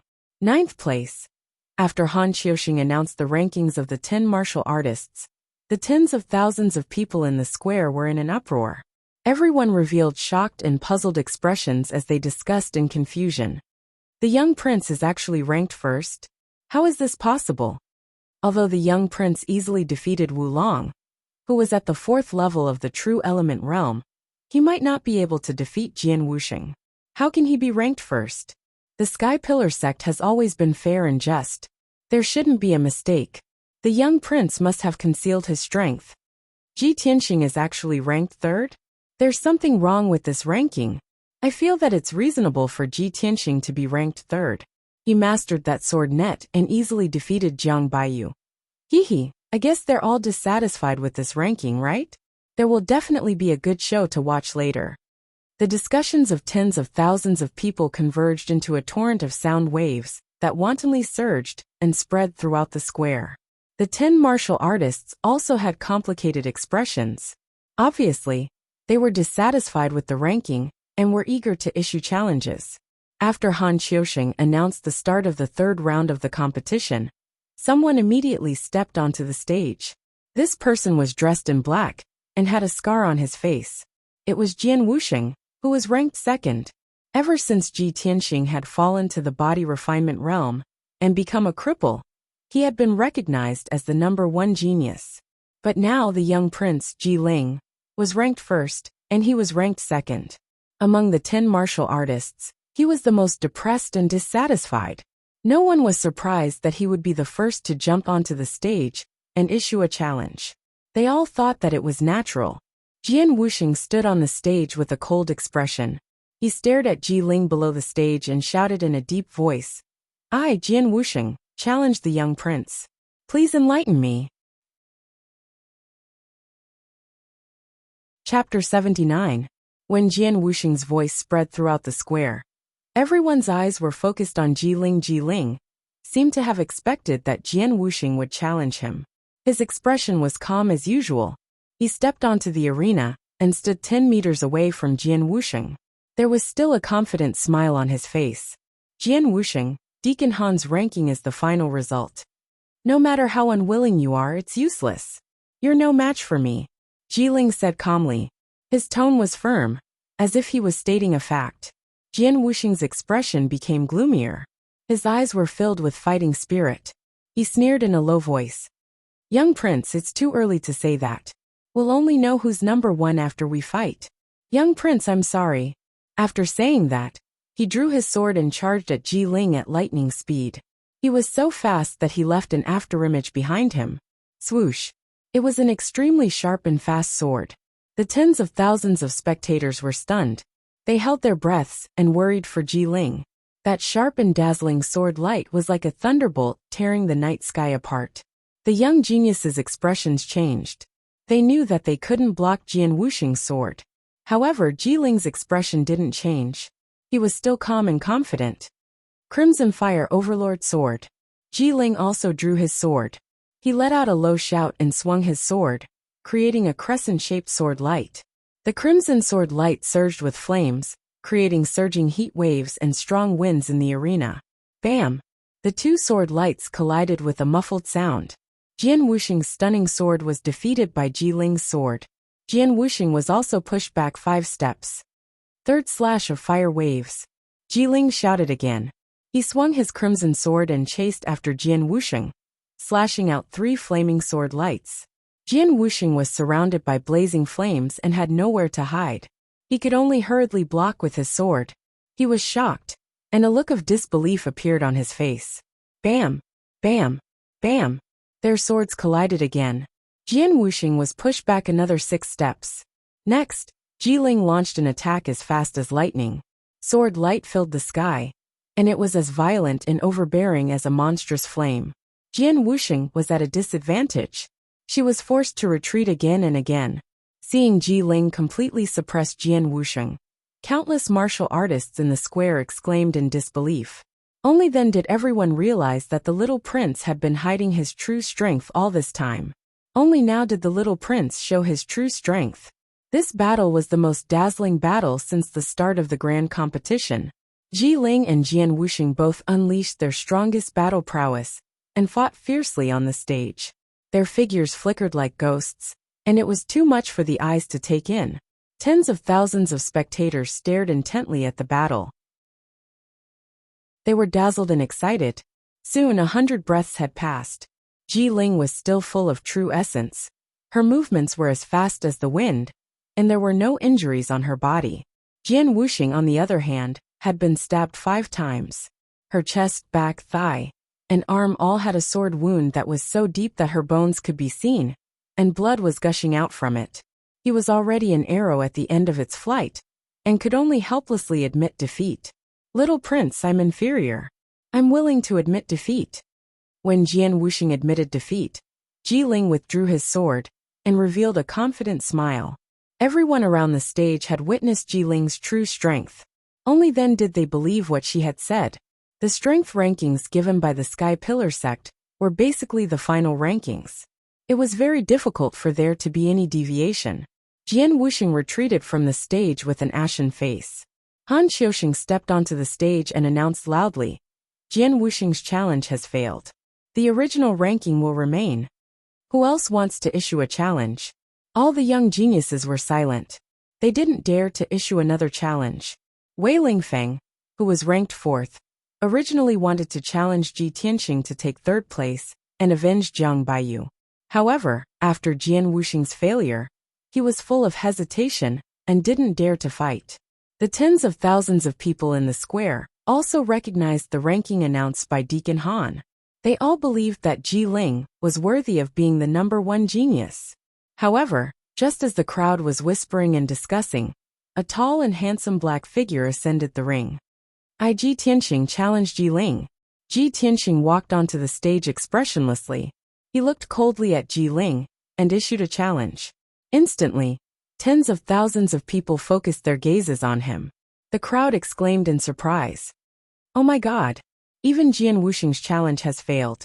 Ji Tianxing still dares to challenge the little prince? This guy really doesn't know what's good for him. The little prince is stronger than Jian Wuxing. He's at least at the 7th level of the true element stage. How dare he question Deacon Han's ranking? How arrogant! Ji Tianxing was once the #1 genius. It seems that he's not satisfied with being ranked 3rd. He's still dreaming of taking back the 1st place. I bet that Ji Tianxing is definitely not the little prince's match. He'll be defeated within 30 moves. 30 moves? You think too highly of Ji Tianxing. I think 20 moves are enough. Countless people snorted disdainfully at Ji Tianxing and sneered at his misfortune. They were certain that he would lose without a doubt. Only the little princess looked up at Ji Tianqing from below the stage. She waved her little fist at him and cheered him on. Big brother Tianqing, I believe in you. Do your best. Amidst the noisy discussions of the crowd, Ji Ling walked onto the stage with a smile on her face. He looked at Ji Tianqing with a mocking gaze, as his lips curled into a disdainful sneer. Ji Tianqing, so what if you've recovered your strength? Do you still think you're the #1 genius? Hehe, you'll pay the price for your challenge. I'll let you know that I'm the #1 genius. You'll always be under my feet. Ji Ling's tone was very cold, and contained a hint of killing intent. Ji Tianqing was certain that Ji Ling was the despicable mastermind behind the scenes. He was his mortal enemy. Therefore, he wasn't surprised that Ji Ling had the intention to kill him. He looked at Ji Ling with a gloomy gaze, and said in an equally cold tone, Ji Ling, I'll also let you know that strength obtained by scheming is ultimately just a dream. Your confidence and arrogance will end here. As soon as he finished speaking, he instantly activated 6 sword beams, and turned them into golden streams of light that attacked Ji Ling, flying sword technique. Flowing light sword net. He held the black dragon sword in his left hand, and formed a sword technique in his right hand. He controlled the sword beams to form a sword net that covered Ji Ling's head. Whoosh whoosh whoosh. The sword beams danced in the air, dragging out a long golden stream of light, as they surrounded Ji Ling and attacked. Ji Ling's expression changed slightly. A hint of seriousness flashed in his eyes, as he immediately drew his sword to counterattack. Scarlet Overlord Sword. He also erupted with his strongest strength, and used his ultimate sword technique. He brandished more than 10 sword beams to forcefully break the sword net. Chapter 80. Ji Tianqing and Ji Ling engaged in a fierce battle on the stage. The flowing light sword net enveloped an area of 3 meters around Ji Ling, making it impossible for him to break through. Ji Tianqing maintained a distance of 5 meters from him, making it impossible for him to get close. The hearts of the people around the stage rose, as they were secretly worried for Ji Ling. Everyone had personally witnessed the power of the sword net of flowing light, and they had seen Jiang Baiyu's miserable state of being covered in wounds. Everyone couldn't help but worry. Would the little prince be able to withstand the net of swords? Would he end up in a miserable state like Jiang Baiyu, with ragged clothes and blood all over his body? Ding ding ding. The sound of swords clashing against each other could be heard from the arena. Ji Ling's strength was indeed strong enough. She used the Scarlet Fire Overlord sword to perfection, splashing out sword lights that filled the sky. She actually blocked the majority of the sword chi's attack. Occasionally, some of the sword chi and flowing light would hit him, but when they hit his body, they would make a ding-ding-ding sound. He didn't seem to be injured at all. A moment later, Ji Tianqing discovered some clues, and finally understood the reason. Ji Ling was hit by the sword chi 6 times, and her robe was cut 6 times, all on her chest and back.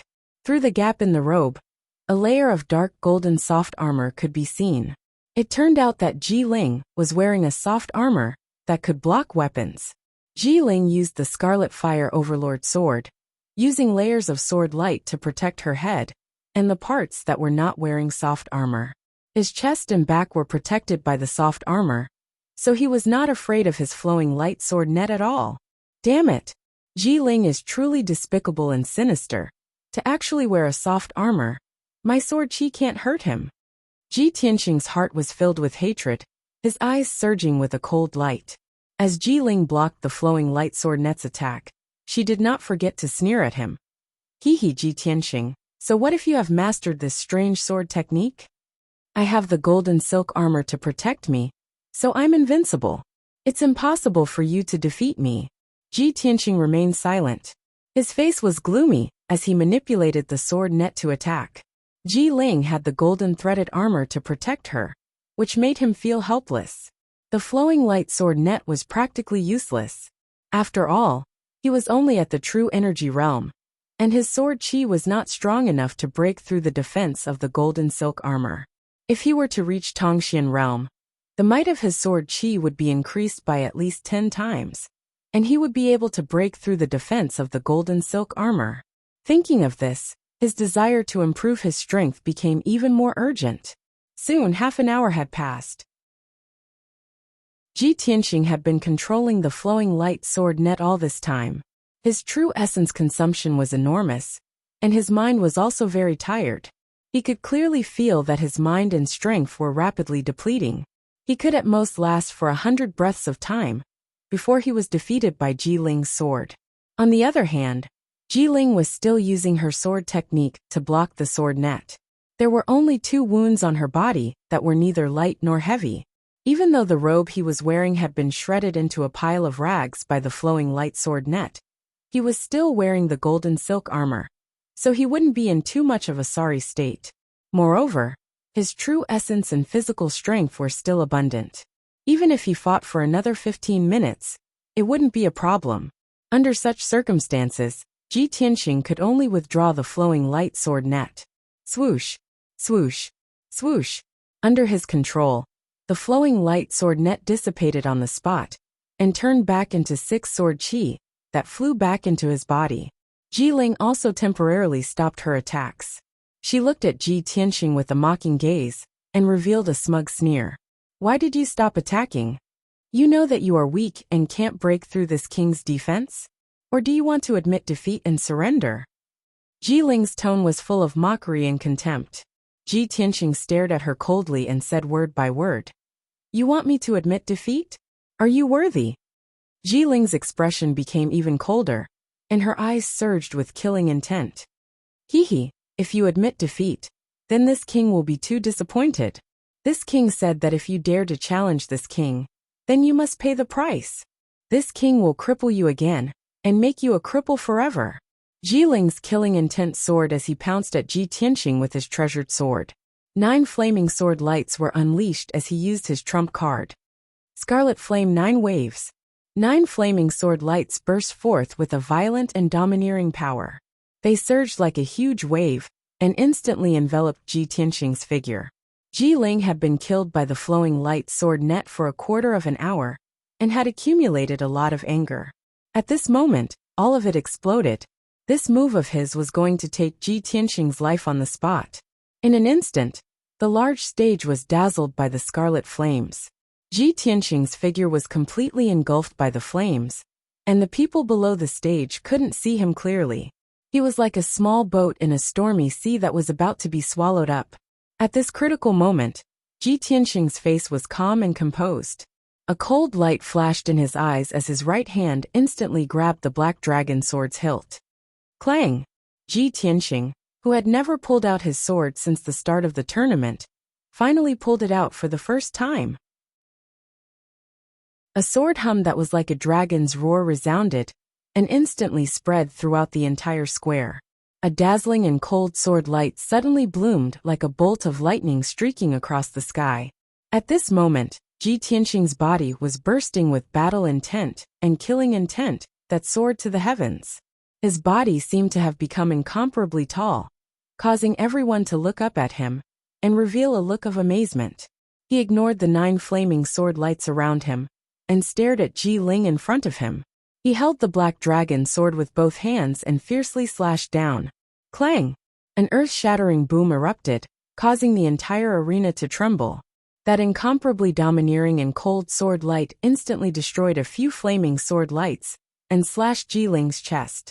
Qi! The golden silk armor that Ji Ling was wearing had been sliced in half by the sword light and was sent flying to either side.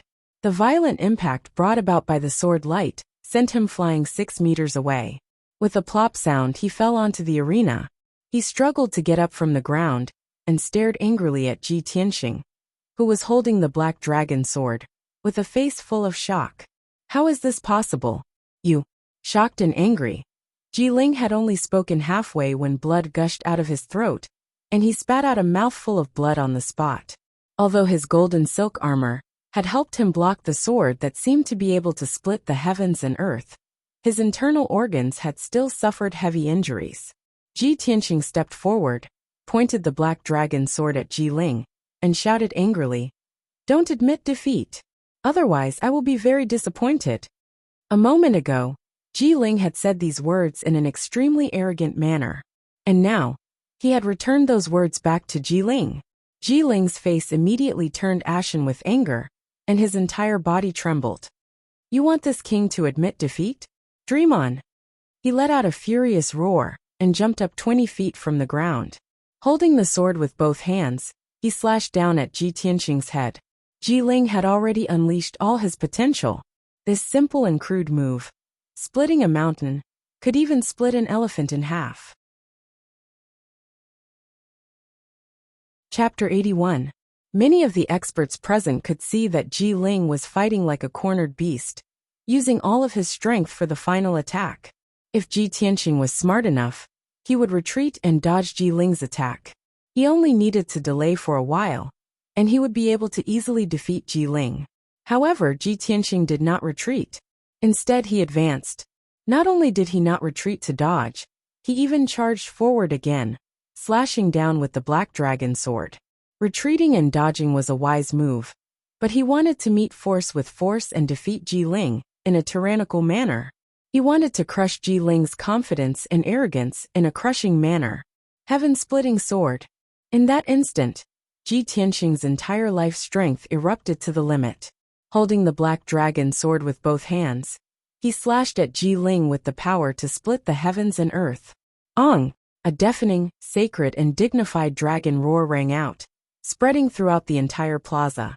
The Black Dragon sword in Ji Tianxing's hand actually transformed into a 9-meter-long, bone-chilling Black Dragon phantom that slashed at Ji Ling with a loud bang. Bang! With a dull sound, the treasure sword in Ji Ling's hand was cut into two on the spot and sent flying. He was also sent flying 30 meters away by the Black Dragon phantom. He drew an arc in the air and smashed into the plaza below the stage with a plop. As he fell to the ground, dark red blood sprinkled down from the sky. It was especially ghastly under the scorching sun. Ji Ling smashed into the ground of the plaza and rolled several times before coming to a stop. He lay on the ground motionlessly. Clearly, he had already fainted. The surrounding onlookers were so frightened that they immediately retreated far away, letting out waves of screams and exclamations. The tens of thousands of spectators in the plaza had all personally witnessed the scene of the Black Dragon phantom, sending Ji Ling flying with a single strike. Everyone was shocked until they were dumbstruck. Their faces were full of horror as they immediately roared in disgust. Heavens! What did I see just now? Was it a dragon? The legendary dragon? I saw it too. It was a huge black dragon. Too inconceivable. Ji Tianxing's sword actually slashed out a dragon phantom. If I hadn't seen it with my own eyes, I wouldn't have believed that the 7th level True Energy Stage young prince would be heavily injured by Ji Tianxing. The number 1 genius from back then is back. Ji Tianxing's strength is several times stronger than before. Although the little prince's aptitude and strength are already monstrous, I didn't expect that he would meet a monster like Ji Tianxing. For a moment, the tens of thousands of people in the square were boiling with excitement. Discussions rose and fell one after another, erupting like a mountain torrent, deafening the ears. Countless people looked at Ji Tianxing in horror, their eyes filled with fear and dread. Everyone knew that Ji Tianxing would definitely be the champion of this year's grand entrance competition. The nickname of trash that he carried previously was now a thing of the past. No one would ever mention it again in the future. Today he was still the number 1 genius of the Royal Azure Dynasty. Not only that, he was even more talented and monstrous than before. The battle between him and the little prince, Ji Ling, would definitely spread throughout the Royal Azure Dynasty and become a legend that everyone would know. Drawing his sword in anger, splitting the sky with a sword, and even the shadow of a black dragon appeared. What kind of legendary event was this? Although the tens of thousands of people in the square were boiling with excitement, they were discussing noisily. But Ji Tianxing, who was on the stage, was still calm and proud. He kept the black dragon sword and looked at the little princess below the stage with a smile on his face. That smile was full of confidence and gentleness. The little princess was so excited that she danced with joy. She was so emotional that her eyes were a little wet. The former brother Tianxing is finally back.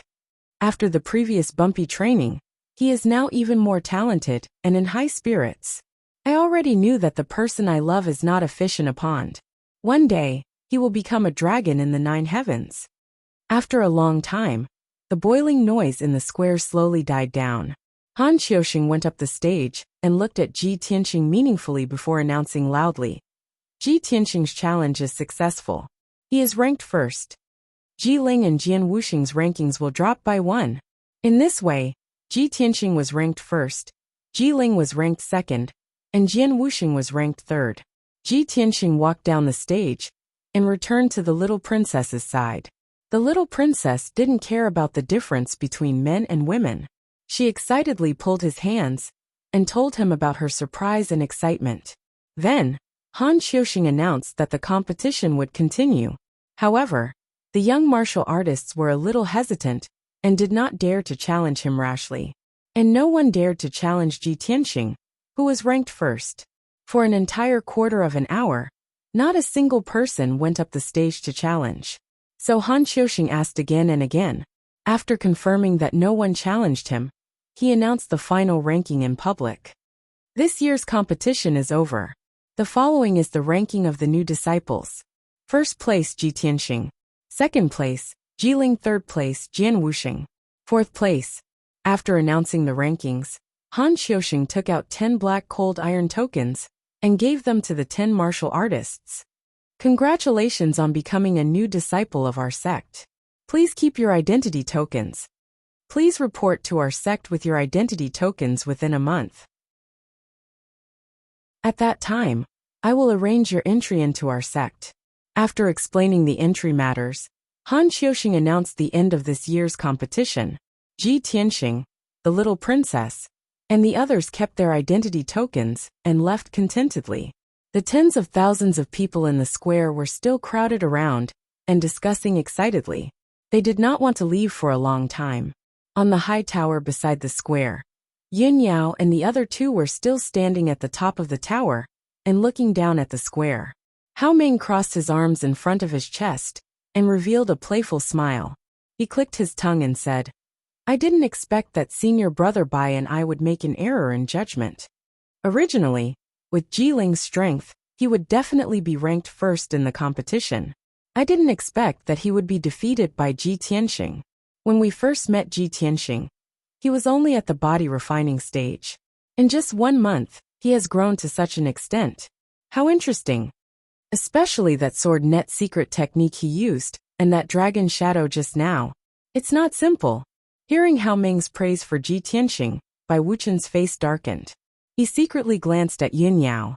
Seeing her thoughtful expression, he could not help but ask, eldest senior sister, when Ji Tianqing used his sword just now, the shadow of a black dragon appeared. Is it related to the dragon's breath that you detected that day? Yun Yao remained silent and did not reply. Hao Meng scratched his head in confusion and turned to look at Bai Wuchen. Senior brother Bai, what dragon's breath? When did eldest senior sister detect the dragon's breath? Bai Wuchen just stared at Yun Yao and ignored Hao Meng's question. Hao Meng smiled embarrassedly and didn't say anything else after asking for a snub. After a while, Yun Yao put away her thoughtful expression and said indifferently, Junior brother Bai, junior brother Hao, go and meet up with the 2 deacons. See if there's anything else that needs to be done. We should return to the sect in 3 days. After saying that, Yun Yao turned around and left the top of the pagoda. Her figure quickly disappeared into the rows of buildings. Only Bai Wuchen and Hao Meng were left standing at the top of the pagoda. They looked at Yun Yao's departing figure and fell into deep thought. After a moment of silence, Hao Meng could not help but ask, Senior brother Bai, eldest senior sister seems a little strange. What is she going to do? Bai Wuchen frowned and said expressionlessly, Junior brother Hao, eldest senior sister has always been a loner. Her whereabouts are always mysterious. It's not your first day knowing her. But this time, eldest senior sister is most likely going to look for that Ji brat.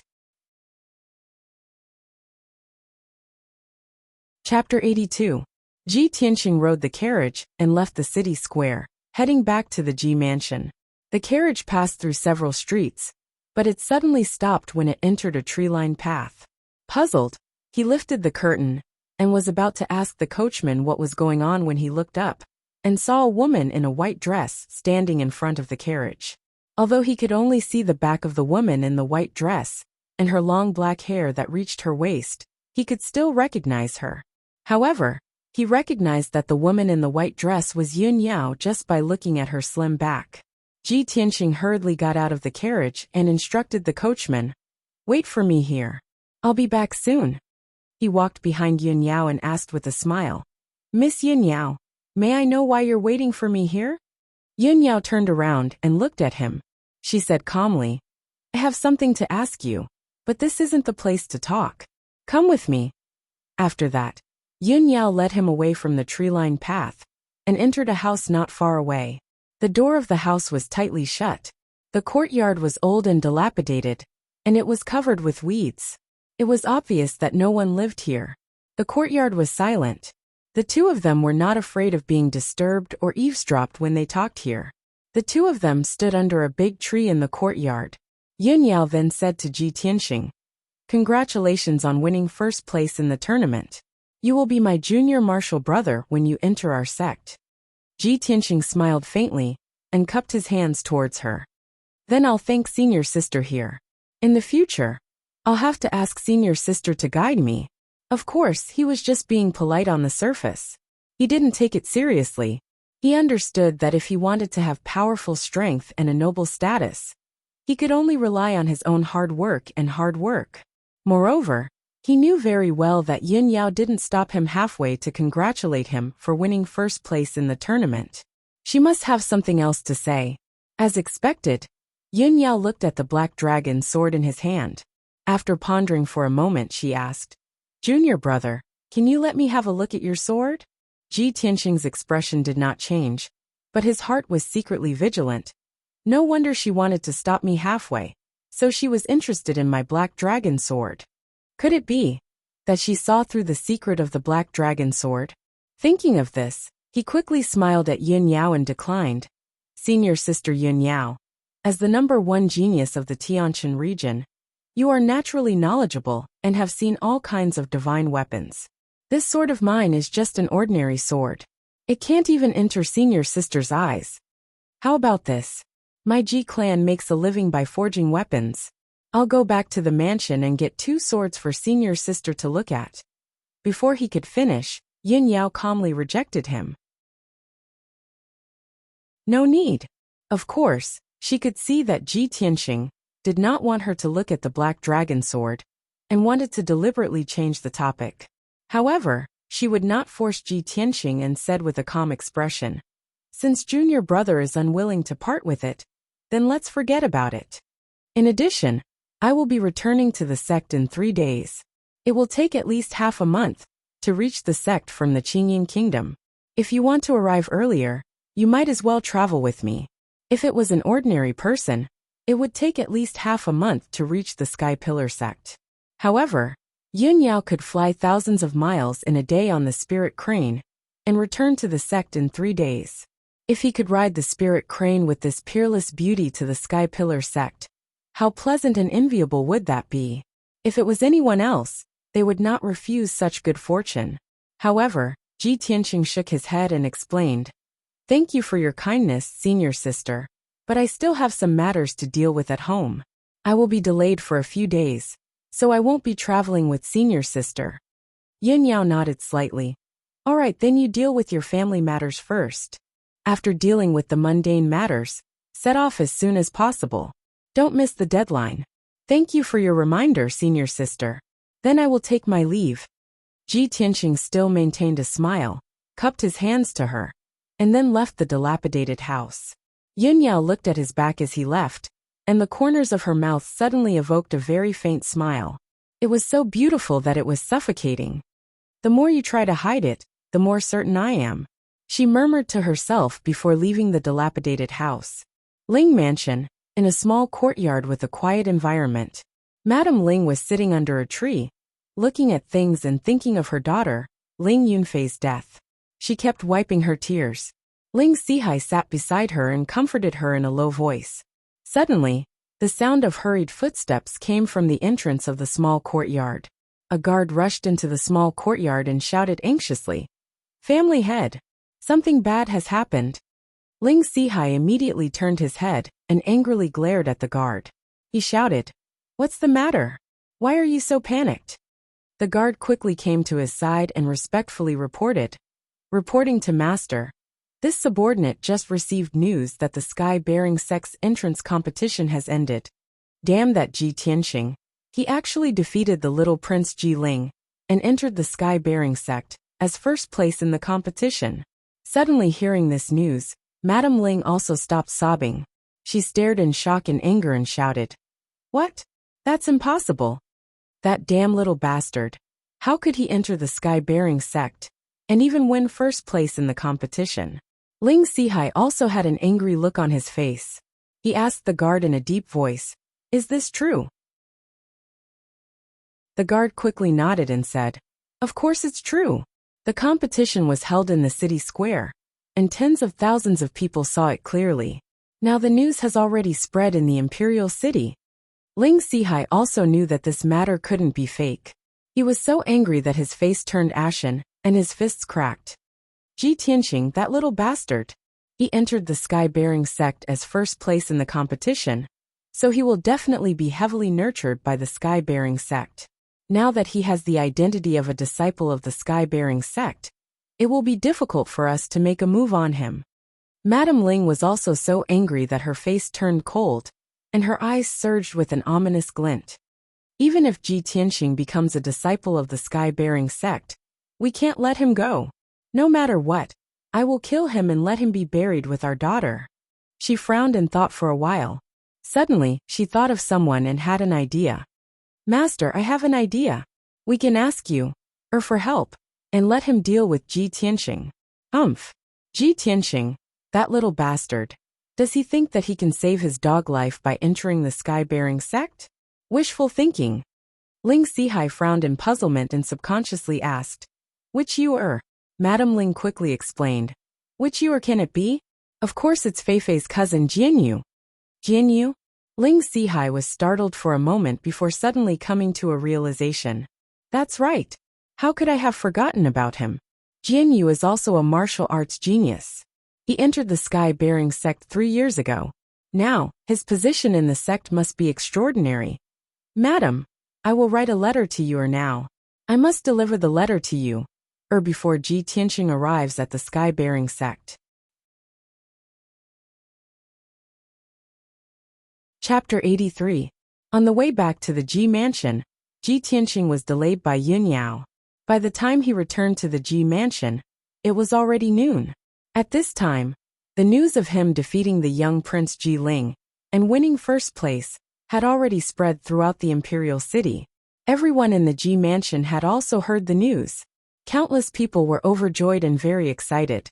When Ji Tianxing stepped into the Ji mansion, the steward had already brought many Ji family members to respectfully wait for him.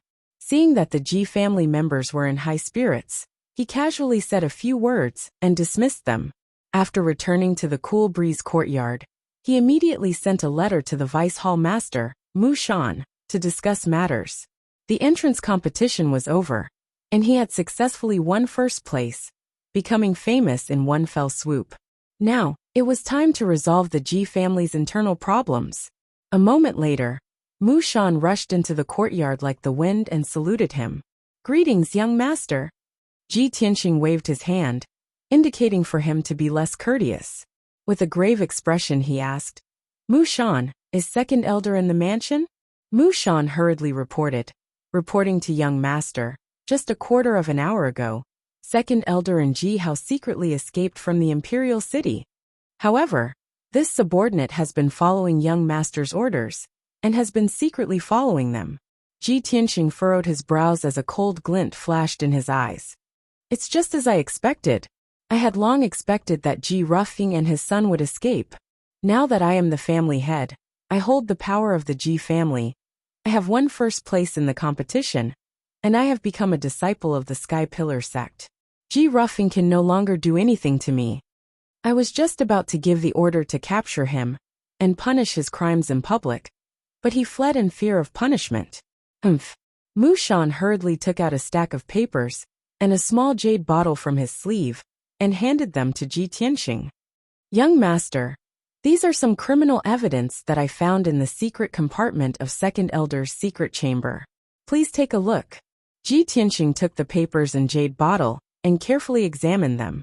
Those few slips of paper were the secret letters between Ji Rufeng and the young prince, Ji Ling, as well as the receipts for the secret weapon transactions. In the small jade bottle, there was still half a bottle of medicinal powder that had not been used up. It was the supplementary medicine for the energy-destroying powder. Ji Tianxing had long suspected that someone from the Ji clan had secretly poisoned his father, Ji Changkong.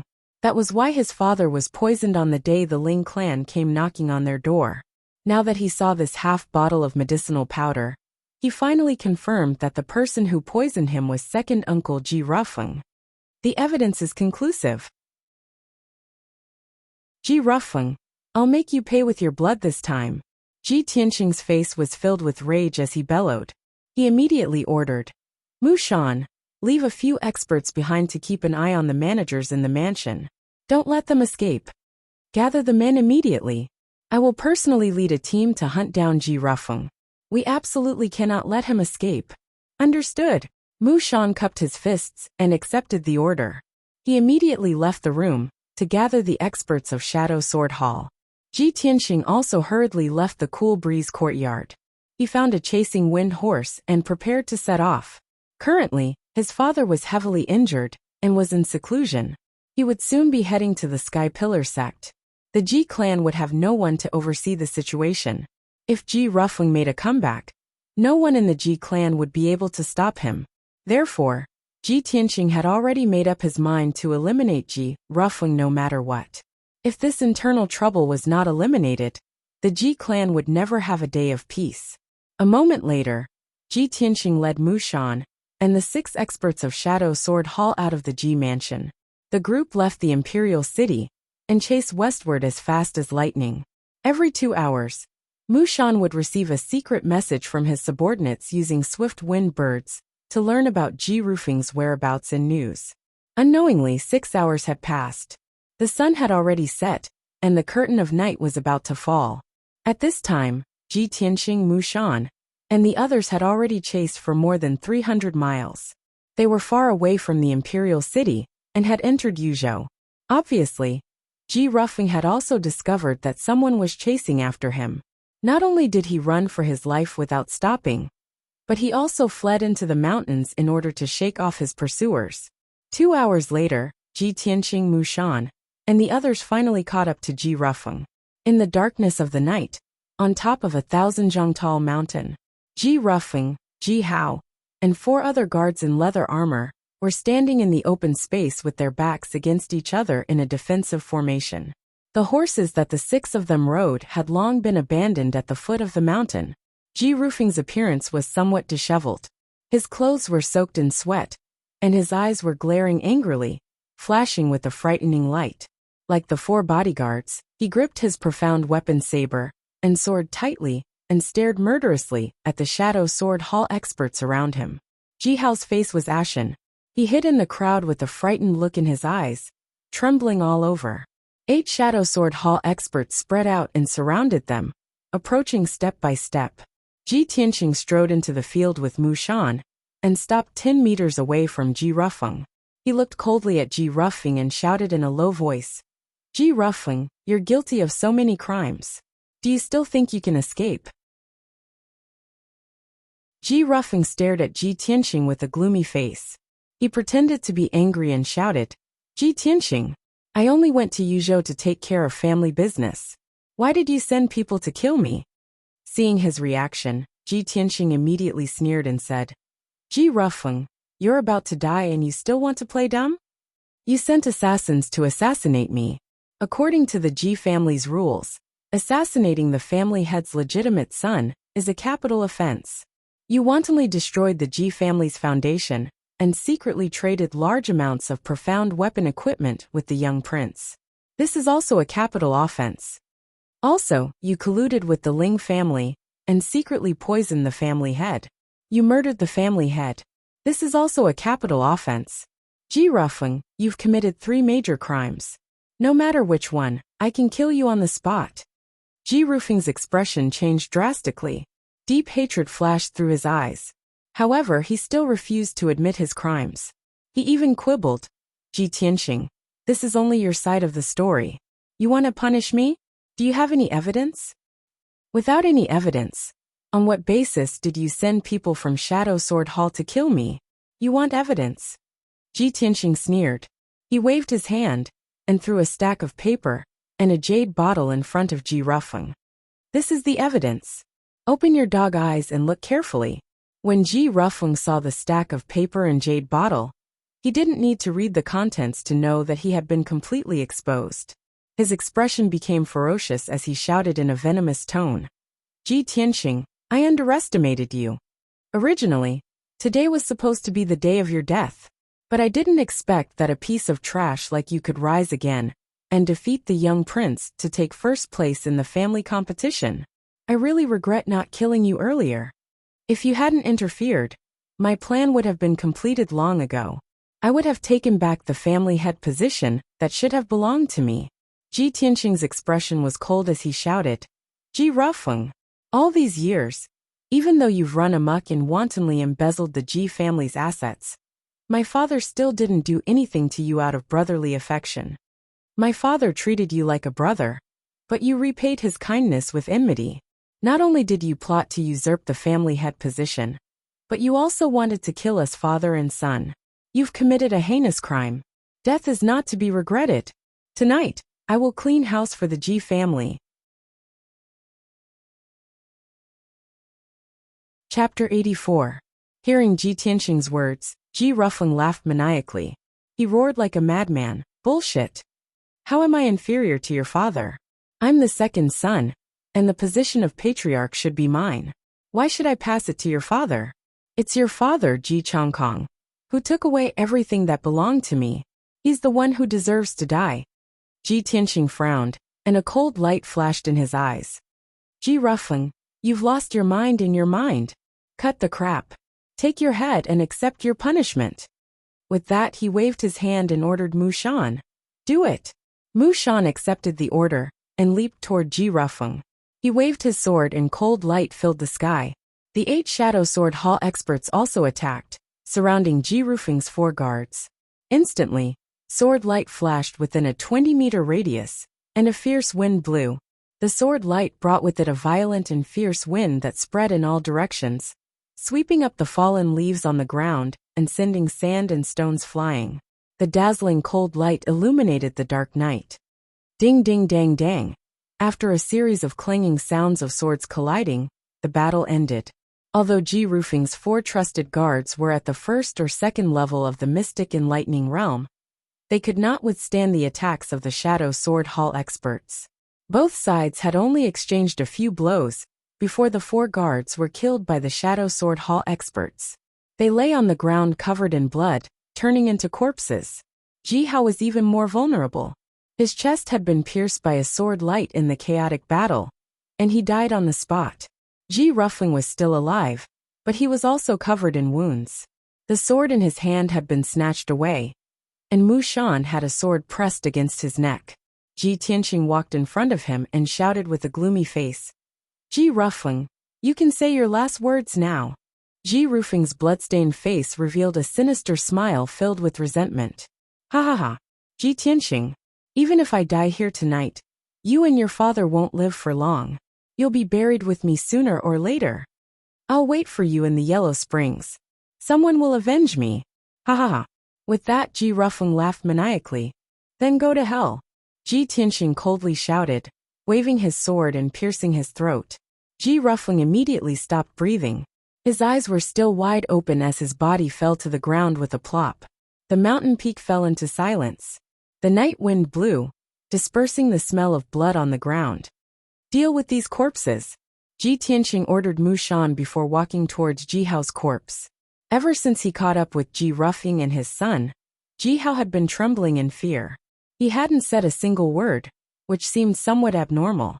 He had specially observed Ji Hao just now, and realized that Ji Hao's build and height were somewhat different from what he remembered. Ji Tianxing could not help but suspect that there was something wrong with this Ji Hao. He came to the side of Ji Hao's corpse and used his sword to pry open the hair covering his face, carefully observing Ji Hao's face. After a while, Ji Tianqing suddenly noticed something and frowned. Mu Shan, check Ji Hao's body and see if he was in disguise. Mu Shan immediately understood what he meant, and hurriedly squatted down to examine Ji Hao's face.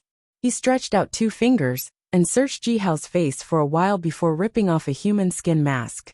Instantly, a dark and ordinary face appeared in front of everyone. Ji Tianqing looked at the unfamiliar face with a cold glint in his eyes. He said hatefully, "It really is a substitute. Damn that Ji Rufeng, what a scheming old fox." He had already found someone to disguise himself as Ji Hao and fooled us all. Mu Shan knelt down on one knee in shame, and apologized to Ji Tianqing. "Young master, it is my negligence. I was careless and was fooled by a substitute, allowing Ji Hao to escape. Young master, please allow me to redeem myself. I will immediately send people to investigate. We must capture Ji Hao." Ji Tianqing thought for a while and nodded. "This matter cannot be delayed. Send people to investigate immediately. Remember, capture him alive." "Yes, young master." Mu Shan cupped his fists and immediately ordered the experts of the Shadow Sword Hall to start the operation. After he passed down the order and arranged the men, the corpses on the mountain peak were also dealt with. Ji Tianqing led everyone away from the mountain peak and returned to the imperial city. The next day noon, the Ji Mansion's main hall. Ji Tianqing sat on the seat of the patriarch. Today he was going to clean up the internal problems and reorganize the Ji family. Mu Shan stood beside him with a sword in his hand, looking like a murderous god. On both sides of the main hall sat Grand Elder Ji Dajiang, 4 managers with different surnames, and a few elders and elders of the Ji family. 3rd Elder Ji Changhe, and 5 other managers with the surname Ji, were forced to kneel in the middle of the main hall by the experts of the Shadow Sword Hall. Ji Tianqing took out all kinds of evidence and listed the crimes of the 5 managers with the surname Ji. Then, he announced the punishment in front of everyone. Remove the 5 managers with the surname Ji from their positions and confiscate all their family assets. Then, all 5 of them will be expelled from the Ji family, and their names will be erased from the genealogy. From now on, these 5 people would no longer be the powerful managers of the Ji family. They would be reduced to penniless paupers. Moreover, they would be expelled from the Ji family, and their names would be erased from the genealogy. Even after death, they would not be able to enter the Ji family's ancestral hall. To them, this was undoubtedly the most reasonable punishment. Ji Tianqing's announcement was like a bolt from the blue to the 5 managers with the surname Ji. They were dumbfounded on the spot. After regaining their senses, the 5 managers beat their chests and stamped their feet. They repeatedly kowtowed and begged Ji Tianqing to be lenient and forgive them. There were even 2 managers who wailed in front of everyone and slapped themselves in front of Ji Tianqing to express their remorse. However, what happened in the main hall a few days ago was still vivid in his mind. How could Ji Tianqing forgive them? At that time, these 5 managers had helped Ji Tianqing seize power and put pressure on Ji Tianqing. How repulsive were their faces! Now that things had progressed to this point, even if they wept bitterly and begged for mercy and repented, Ji Tianqing would not be merciful. After dealing with the 5 managers with the surname Ji, Ji Tianqing dealt with the 3rd uncle Ji Changhe. 3rd Elder Ji Changhe colluded with 2nd Elder Ji Rufeng to embezzle the Ji family's assets and fill their own pockets. They committed all kinds of evil deeds. Ji Changhe, since you are my father's biological brother, I will give you a lighter punishment. From today onwards, Ji Changhe will be stripped of all his positions and will not interfere in any of the Ji family's matters. Furthermore, Ji Changhe will be imprisoned in the long bamboo courtyard. He will not be able to take a step out of the courtyard for the rest of his life. If Ji Changhe violates the above punishment in the slightest, he will be executed on the spot. After announcing the punishment, Ji Tianqing stared coldly at Ji Changhe and asked, "Ji Changhe, do you have anything else to say?" The current Ji Changhe did not have the arrogant and complacent attitude he had a few days ago. His hair was disheveled, and he cut a sorry figure. His empty eyes were filled with despair and anger. He raised his head to look at Ji Tianxing and sneered with a sinister expression. Haha, Ji Tianxing, the winner is king and the loser is a bandit. I have nothing to say. I just didn't think that second brother, and I would have underestimated you. You are only a 17-year-old youth, but your methods are more decisive and ruthless than your father's. Chapter 85. After dealing with Ji Changhe and the 5 Ji clan heads, the internal strife of the Ji clan was finally completely eliminated. Ji Tianxing had avenged himself and his father, and also completed his father's task of protecting the Ji clan's 100 years of foundation. Of course, the removal of the 2 elders and the 5 clan heads would temporarily affect the Ji clan's businesses and properties. Ji Tianxing did not have many people under his command, only the Shadow Sword Hall, and the 4 clan heads with different surnames. He had no choice but to carry out his duties as the clan head, working hard every day for the Ji clan's businesses and properties, formulating various plans, and finding ways to restore the Ji clan's businesses. Unknowingly, 3 days had passed. In these 3 days he was unusually busy. In order to quell the aftermath of the Ji clan's internal strife, it could be said that he was mentally and physically exhausted. Fortunately, the Ji clan's properties covered more than half of the imperial Qing dynasty, and there were many capable people under his command. He promoted a few trustworthy new clan heads, and formulated several plans and rules based on the Ji clan's current situation, and finally stabilized the Ji clan's turbulent situation. According to his estimation, the Ji clan would return to normal in at most a month, and would be as prosperous as before. Early in the morning, Ji Tianxing woke up, and was washing up when Hunter's voice came from outside his room. Eldest young master, Master has just finished his closed-door training, and he wants you to see him. And I'll go now. Ji Tianxing responded, and quickly walked out of Qingfeng Courtyard, heading towards his father's residence. When he arrived at Sanchong Courtyard, Ji Tianxing just entered the room, and saw his father sitting by the bed, talking to Mu Shan in a low voice. Seeing him enter the room, Ji Changkong immediately revealed a gratified smile, and waved to him. Tianxing, come over quickly. Seeing that his father's complexion had recovered, Ji Tianxing felt a little comforted. He quickly went forward and bowed, asking with concern, Father, you've been in closed-door training for a few days. How are your injuries? Ji Changkong nodded slightly and said in a calm tone, The poison of the energy-destroying powder has been mostly removed.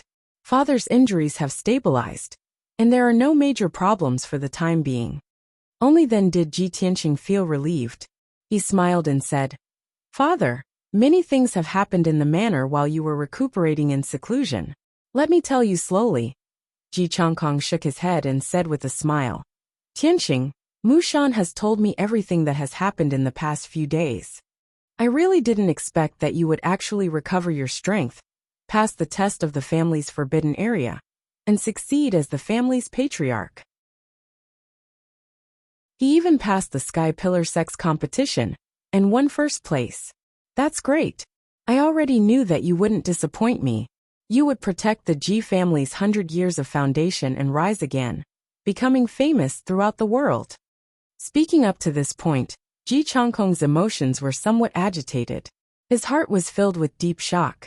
Ji Tianxing being able to pass the test of the family's forbidden area had already surprised him. When he entered the family's forbidden area, he was at the 6th stage of the Tongxian realm, but he was still beaten black and blue by the Black Dragon. He only managed to obtain the blue crystal after a close shave with death. Not only did Ji Tianxing pass the test, but he also wiped away his shame in the Sky Pillar Sex entrance competition and won first place, becoming famous throughout the Imperial Azure dynasty. As a father, how could he not feel proud of his son? In addition, Ji Tianxing was able to control the huge Ji family at the age of 17. He even used thunderous methods to eliminate the Ji family's internal problems. This made Ji Changkong feel even more incredulous. Seeing his father's emotions and amazement, Ji Tianxing smiled and said with concern, Father, although there are some unavoidable disturbances in the family's property and business, after I eliminated the internal problems, I have already made arrangements. The current situation has already stabilized. At most, it will take 2 months for us to recover. Father, you are the pillar of the Ji family. During this time, you should focus on recuperating. You must recover your injuries and strength as soon as possible. Ji Changkong waved his hand and said with a smile, Tianxing, you don't have to worry about me. I know the extent of my injuries. I know that you are wholeheartedly pursuing the peak of martial arts. Your lifelong goal is to enter the Sky Pillar sect to cultivate. You don't have to worry about the future. You can go to the Sky Pillar sect to cultivate at ease.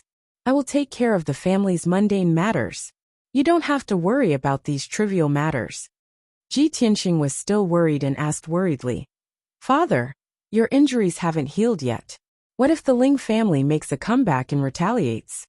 Ji Changkong pointed at Mu Shan beside him and said with a smile, Just now, I had Mu Shan pass down the order to recall 16 Shadow Sword Hall experts to guard the Ji residence. With Mu Shan and the 16 Shadow Sword Hall experts, the Ji residence will be safe. The Ling family won't dare to make a move against me. Ji Tianxing thought for a moment and nodded. That's good. Then I will go back and prepare. We will leave for the Sky Pillar sect in 5 days. With this matter settled, the father and son chatted for a while more before Ji Tianxing took his leave. Half an hour later, Ji Tianxing returned to the Cool Breeze courtyard. Just as he walked to the door, he heard 2 voices coming from inside the room. They were talking in low voices. Old Ji is really not a good friend. He's been busy with the Ji family's matters these past few days, and hasn't made anything good for me. I have to steal food personally to eat. The one who spoke was naturally the little ice fox, Qianyu. Yes. Little fox, you are still the smart one. A few days ago, I helped old Ji fight and used up a lot of energy. My body is in a terrible state. I need to eat more to replenish my body.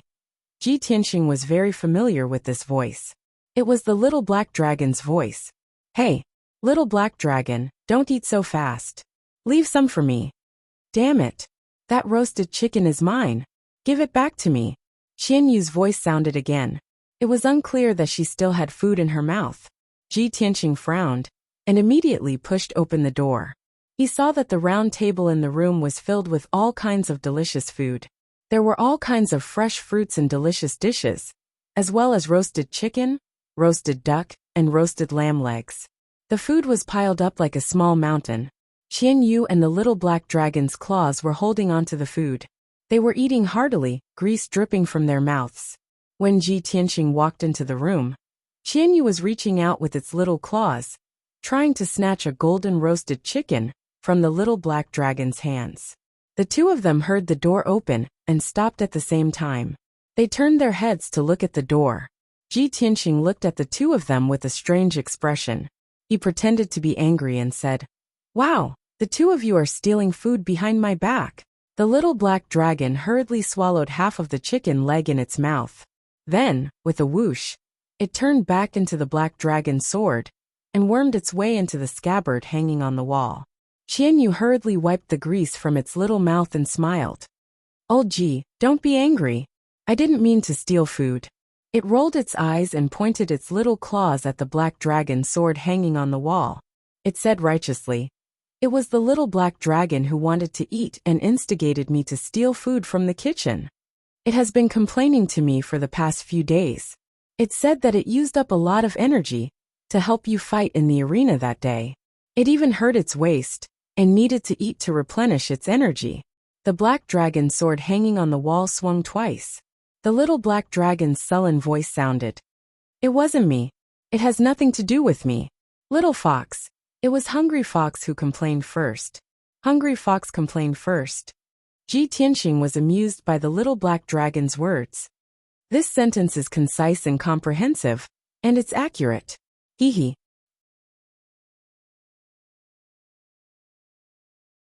Chapter 86. Seeing that Qianyu still wanted to argue, Ji Tianxing waved his hand. All right, stop arguing. Eat as much as you want. If it's not enough, I'll get the kitchen to send more. I'm preparing to go into seclusion to cultivate for a few days. During this time, you 2 should behave yourselves. We'll be going to the Sky Pillar sect in a few days. After Qian Yu and the little black dragon finished eating, Ji Tianxing prepared to enter seclusion. But at this moment, Huan Er's voice came from outside the door.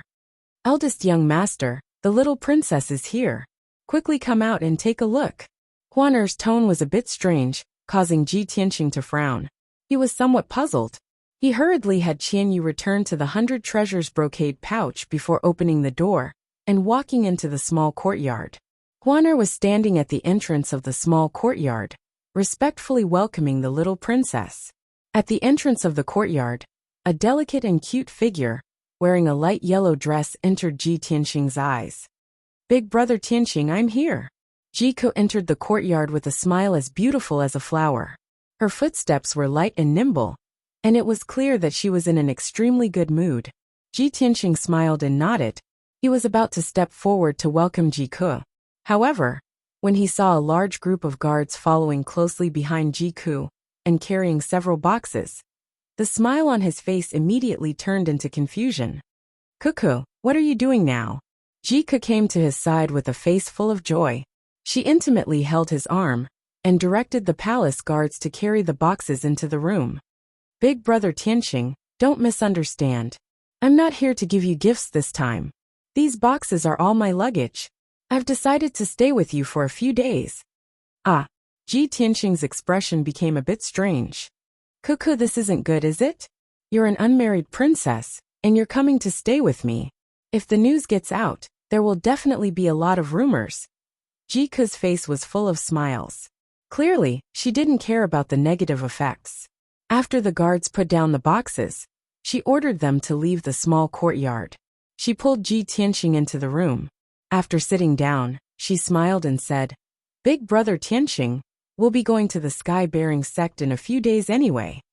I'm bored staying in the palace for the next few days, so I'll stay here for a few days. It'll be convenient for us to set off together. What's wrong? Big brother Tianxing, are you unwilling? Am I too abrupt and presumptuous? If Big brother Tianxing finds me annoying, then I'll just move out. As she spoke, she pouted. Her beautiful face revealed a wronged expression, and a layer of mist appeared in her clear eyes. Ji Tianxing quickly smiled and pinched her cute little face. He comforted her and said, Ku, you misunderstood me. Why would I find you annoying? You're right. You can stay here for the time being. In a few days, we'll head to the sky-bearing sect together. Only then did the wronged expression on Jiku's face disappear, and she revealed a sweet smile. And I knew it. Big brother Tianxing is the best. Ji Tianxing smiled and nodded. Then, he had Huan Er tidy up a room for Jiku and prepare a place to stay. Only the two of them were left in the room. Jiku leaned over to Ji Tianxing's ear and whispered, Big brother Tianxing, I have something to tell you. This morning, people from the sky-bearing sect brought my imperial uncle out of the imperial city and set off for the sky-bearing sect. Hearing this news, Ji Tianxing immediately frowned. Little Prince Jiling? He actually went with the people from the sky-bearing sect to the sky-bearing sect. Jiku nodded. Her clear eyes were also filled with doubt. That's right. I also don't understand why. It's reasonable to say that you, the first place of the tournament, should be valued by the sky-bearing sect. They should be bringing you along. Ji Tianxing remained silent. His eyes were surging with thoughts. He kept feeling that something was wrong. After a moment of silence, Jiku suddenly thought of something. Her expression couldn't help but change slightly. She lowered her voice and said, That's right, big brother Tianxing, I remembered something. Previously, I inadvertently heard that the 3 disciples from the sky-bearing sect came to our Imperial Azure Dynasty, not only to supervise the tournament, but also to complete a mission. They seem to be looking for someone, and my imperial uncle is the person they're looking for. Big brother Tianxing, do you think it's because of this? Ji Tianxing nodded slightly and said with a solemn expression, It should be. But why is Jiling the person they're looking for? Jiku frowned and shook her head. I also don't understand why. Perhaps when we reach the sky-bearing sect, we'll know what's going on. Following that, Jiku chatted with him for a while more before preparing to return to her room to rest. Ji Tianxing hurriedly urged, Cuckoo, I'm preparing to go into seclusion to cultivate for a few days. We'll set off in 5 days. It'll take at least half a month, from the Imperial Azure Dynasty to the Sky-bearing sect. The journey is long and bumpy. You should rest well these few days. Jiko nodded obediently to show that she understood. She bid farewell to him, and returned to her room. Ji Tianxing also entered the secret underground chamber. He took out many pills, and swallowed them before he began to cultivate. 2 days ago, he took the time to go to the martial arts hall, and tested his strength again. Now he already had the strength of the 5th level of the true element realm. Moreover, the sword embryo in his body was growing stronger day by day. His strength was still rapidly increasing. Ji Tianxing considered, and prepared to cultivate the 3rd level of the sword heart Dao. He wanted to refine the 9 main meridians in his body into a sword vein. Although his meridians had been transformed by the red star flower's medicinal power, his meridians were much tougher and stronger than ordinary people. However, this was far from enough. It was difficult to support the powerful sword qi and the circulation of his true essence. Only by refining the 9 main meridians into a sword vein could he circulate his true essence more smoothly and control the sword qi more freely. In the dark secret chamber, Ji Tianxing sat cross-legged in the essence-gathering array. His hands formed the sword-controlling art as he began to cultivate. The medicinal pills that he had just consumed were also catalyzed by his true essence and emitted a majestic medicinal power. The medicinal power flowed endlessly in his meridians, strengthening his true essence and sword embryo. He circulated his qi and cultivated for 9 cycles, and a day had passed. A day of bitter cultivation had increased his strength by a few notches. The sword embryo had also grown significantly. He was about to consume another medicinal pill to cultivate when his body suddenly stiffened. His consciousness was sucked into the mysterious black hole in his dantian, and into Kenshin's tomb. Swoosh! Ji Tianxing's consciousness entered a cold and dark space. He looked around and realized that he was no longer in the vast wilderness. Instead, he was under the indomitable pitch-black sword steel. The ancient sword steel that was tens of thousands of feet tall was as majestic as before. It emitted a majestic aura that could suppress heaven and earth.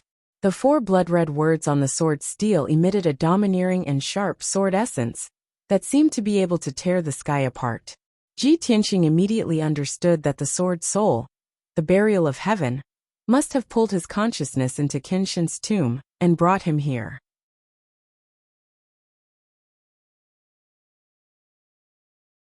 Chapter 87.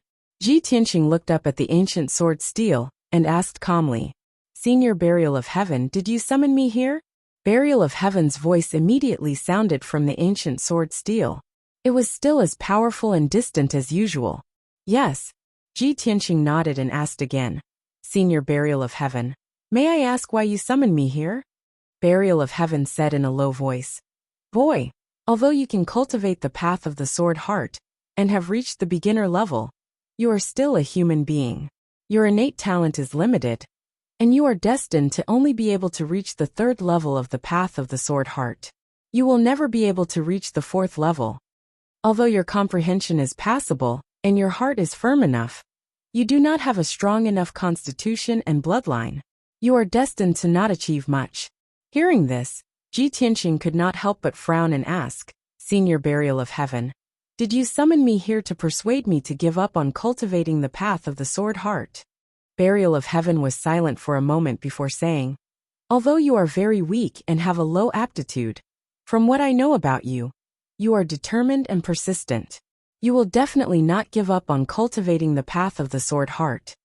Ji Tianxing nodded and said in a firm tone, "That's right. Cultivating the path of the sword heart is the only way for me to become stronger. I will never give up."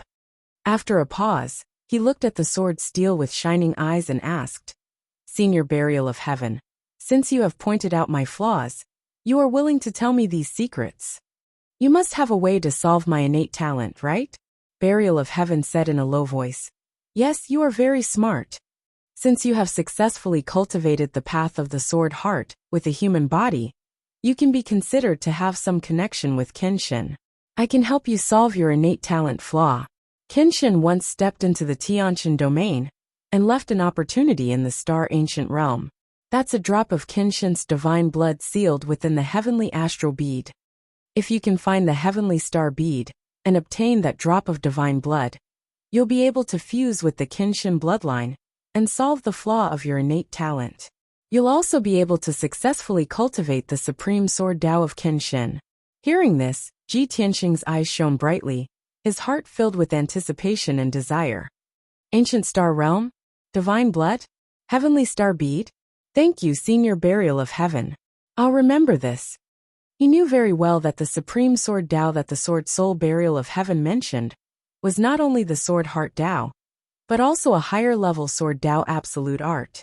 If he could obtain the God's blood in the Heavenly Star Bead, not only would he be able to make up for his innate flaws, but he would also be able to cultivate a more profound Sword Tao.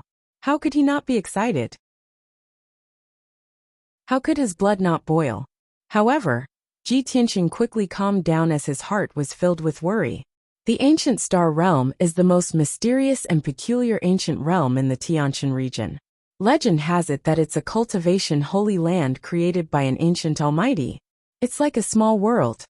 The Sky Pillar sect and the 7 top sects of the Tiantian region are all located in the Ancient Star Realm, and they each occupy a spirit vein treasure land. With my current strength, searching for the heavenly star bead in the Ancient Star Realm is undoubtedly like searching for a needle in a haystack. I'm afraid I won't be able to find it in my lifetime, right? The Sword Soul Burial of Heaven told me this news. Although it's exciting, it's just an illusion. It can only be a fantasy. At this moment, the Sword Soul Burial of Heaven spoke again. Kid, aren't you going to the Sky Pillar sect in a few days? The Sky Pillar sect is in the Ancient Star Realm. After you settle down in the Sky Pillar sect, do your best to find the Heavenly Star Bead. If you want to master Kenshin's Supreme Sword Tao and become a supreme expert like Kenshin, you only have one path to take. Ji Tianxing frowned and asked doubtfully, Senior Burial of Heaven, how do you know that I'm going to the Sky Pillar sect in a few days? The Sword Soul Burial of Heaven let out a low chuckle. Hee, I'm in your body. I know everything about you. Otherwise, how could you have survived in the Taiyi mountain range and even subdued that little heavenly fox? Ji Tianxing came to a realization and felt even more respect for the Sword Soul Burial of Heaven. Oh right, Senior Burial of Heaven, you said that Qin Yu is a little heavenly fox? Can you tell me more about it? The Sword Soul Burial of Heaven said indifferently. It's just a divine beast, heavenly fox. Although it's one of a kind in this world, when I was in the upper realm. At this point, it suddenly stopped and didn't continue. In short, it's also a great opportunity for you to subdue that little heavenly fox. It will be a great help to you in the future. Since the Sword Soul Burial of Heaven didn't want to say more, Ji Tianxing didn't ask anymore and nodded to show that he understood. Thank you for your advice, Senior Burial of Heaven. Senior Burial of Heaven, you told me so many secrets today, and even helped me think of a way to solve my innate talent defect. You must have your reasons. Ji Tianxing knew very well that there was no such thing as love or hatred for no reason in this world. The Sword Soul Burial of Heaven didn't have any friendship with him, but it was willing to tell him so many secrets and help him come up with ideas. It must have other motives. Sure enough, the Sword Soul Burial of Heaven didn't hide it and said truthfully, yes, part of the reason why I helped you is because you have some relationship with Kenshin. And the main reason is that I need you to grow stronger quickly and help me obtain a stronger primordial chi, so that I can gradually awaken. The primordial chi I obtained from the little heavenly fox was too weak. It could only keep my soul from being destroyed, but it couldn't really awaken. Hearing this, Ji Tianxing raised his eyebrows and smiled. Senior Burial of Heaven, since that's the case, then this is a deal between us. You guide me in cultivating Kenshin's Supreme Sword Tao, and I help you recover your primordial chi after I become stronger. How about it? The Sword Soul Burial of Heaven suddenly chuckled in a mocking tone. The sword steel also burst forth with a soaring sword intent, causing a fierce wind to blow in the sky. Ha ha ha, a lowly human boy dares to make a deal with me? You're really an interesting little guy. Fine, I'll do as you say. This matter was settled. The ancient sword steel burst forth with an invisible force and sent Ji Tianxing's consciousness out of Qinshin's tomb. Swoosh. His consciousness returned to his body, and he opened his eyes. Star Ancient Realm, Heavenly Star Pearl Qinshin's blood. I will never give up on the Sword Heart Dao. I will definitely find the Heavenly Star Pearl and obtain Qinshin's blood. Ji Tianxing clenched his fists and swore in his heart. After a long time, he finally calmed down and began to cultivate again. In the next 4 days, he cultivated in seclusion in the secret chamber and didn't show himself. It wasn't until the morning of the 5th day that he ended his cultivation and walked out of the secret underground chamber. At this time, his strength had increased a few times compared to before he went into seclusion, and he wasn't far from true energy stage 6. Today was the day he and the little princess Jika set off. Please add me to the bookshelf. Please recommend me and give me tips. Thank you, brothers.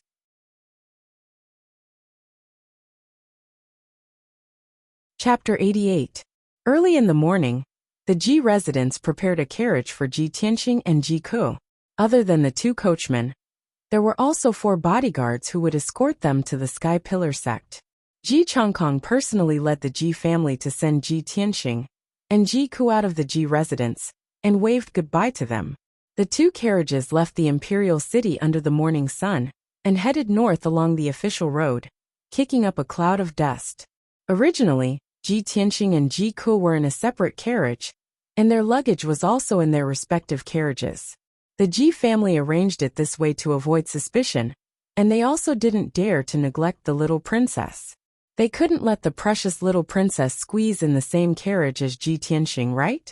What kind of scandal was this? Where would the imperial family's face be? However, when the carriage left the imperial city, the little princess squeezed into Ji Tianxing's carriage and insisted on squeezing in with him. Her reason was very good. The journey to the Sky Pillar sect was so long, and it was too boring to sit alone in a carriage. Of course, she needed someone to chat with to relieve her boredom. Ji Tianxing naturally couldn't bear to refuse her. Seeing her smiling face and her extremely good mood, he chatted with her along the way. In the afternoon, Ji Ku was a little tired and didn't chat anymore. She lay in Ji Tianxing's arms and dozed off. Ji Tianxing naturally wouldn't wake her up. He even changed into a more comfortable position and hugged her as he quietly pondered. When night fell, the 2 carriages drove into a small town. Everyone found an inn to stay in and rest. Early the next morning, everyone rested well and replenished their water and food before continuing on their journey. From the Imperial Azure Kingdom to the Star Ancient Realm, where the Sky Pillar sect was located, they had to pass through 2 kingdoms. Fortunately, they were on the main roads of the various kingdoms, and the carriage's speed was also very fast. They could travel 500 to 600 miles a day. 3 days later, the carriage drove out of the Imperial Azure Kingdom and entered the Maorong Kingdom. There were many mountains and rivers in the Maorong Kingdom. The scenery was magnificent, and the culture was also very different from the Imperial Azure Kingdom. Ji Tianxing and Ji Ku sat in the carriage and enjoyed the scenery along the way. They chatted happily.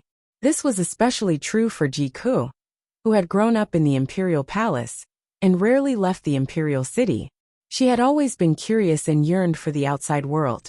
Leaving the Imperial Azure Kingdom for the Sky Pillar sect was the furthest journey she had ever taken in her life. With the person she loved by her side, she could broaden her horizons and increase her experience. Of course, she was excited and happy. After 3 days of interaction, her relationship with Ji Tianxing had become more and more intimate. Although Ji Tianxing took care of her as an elder brother, she had already regarded Ji Tianxing as her lover, so she did not avoid suspicion in the slightest. Now, Ji Ku had already fallen in love with this kind of life, where he didn't have to care about other people's opinions and worldly etiquette when he was outside. She secretly prayed in her heart that it would be great if she could stay like this with big brother Tianxing forever. 9 days later, the carriage left Maorong State and entered the territory of Hengchuan State. As long as they crossed Hengchuan State, they would reach the ancient Star Realm. That evening, Ji Tianxing, and the others entered a city called Fengyang City. The area of Fengyang City wasn't big, only about half the size of the imperial city. However, the city was bustling with people coming and going. Even at night it was still noisy. After all, Fengyang City was the only way to enter Hengchuan State. Many merchants from the Imperial Azure Kingdom and Maorong State had to pass by here to enter and exit Hengchuan State. After Ji Tianxing and the others entered Fengyang City, they stayed in the best inn in the city and rested there for the night. The inn was very big, and there were many guests eating in the main hall on the first floor. There were all kinds of people, and there were people from all walks of life. Ji Tianxing and Ji Ke led 2 guards into the main hall and sat down at a table to eat. Many of the young and middle-aged men in the surroundings widened their eyes when they saw the appearance of the little princess Ji Ke. They were stunned. After all, Ji Ke was the princess of the imperial family. Not only was she born beautiful and cute, but she also had a noble and graceful temperament. Even though she was only 15 years old, she was already a rare beauty. If she were to grow up a few years, she would definitely be an outstanding beauty. The surrounding men only dared to sneak a few glances at Ji Ke, but did not dare to have any improper thoughts. When they saw Ji Ke and Ji Tianxing's manners, and the guards beside them, they knew that these two were of noble status and should not be provoked. Ji Ke ignored the crowd's reaction, and only had Ji Tianxing in her eyes. Following the principle of not talking while eating, she lowered her head and ate calmly. Only when she met Ji Tianxing's eyes did she reveal a cute smile. However, when the two of them were only halfway through their meal, a middle-aged martial artist dressed in a blue robe and carrying a sword on his back came to the table. This person was dressed as a guard, but his words and actions revealed a bit of arrogance. He ignored Ji Tianxing and cupped his hands to Ji Ke.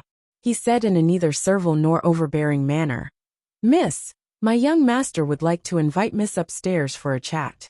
Would Miss be willing to give him the honor?" After saying that, he raised his head and glanced at the heavenly private room on the second floor. Ji Tianxing and Ji Ke immediately frowned. They put down their bowls and chopsticks at the same time and raised their heads to look at the private room. In the exquisitely decorated private room, a handsome young man in a white robe was standing by the window and looking down at Ji Ke.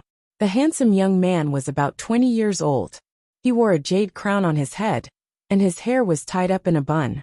His face was fair and handsome, and his whole body exuded a confident and noble aura. When he saw Ji Ke looking up, he even nodded slightly at Ji Ke and revealed a gentle and elegant smile. If it were any other ordinary girl, they would not be able to resist his gentle gaze and smile. Moreover, he was obviously a young man of noble status and strength. Which girl would reject his kind invitation? Unfortunately, Ji Ke was not an ordinary girl. That handsome young man was destined to be disappointed. She retracted her gaze and glanced at the middle-aged guard. Her tone was indifferent as she said, "Please tell your young master that I'm not interested and don't know him. I don't want to give him the honor." The middle-aged guard's expression changed instantly. His eyes were sharp as he shouted in a low voice, "Miss, do you know who my young master is? How dare you be so merciless?"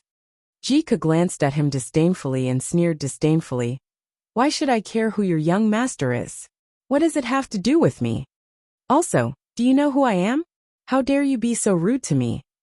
At this moment, Ji Tianxing ordered the guard beside him expressionlessly, "Long Wu, if this person dares to speak another word, throw him out." The guard named Long Wu was actually one of the Shadow Sword Hall's experts. He was a cold-blooded swordsman at the second stage of the mystic comprehending realm. Hearing Ji Tianxing's order, Long Wu stared coldly at the middle-aged guard.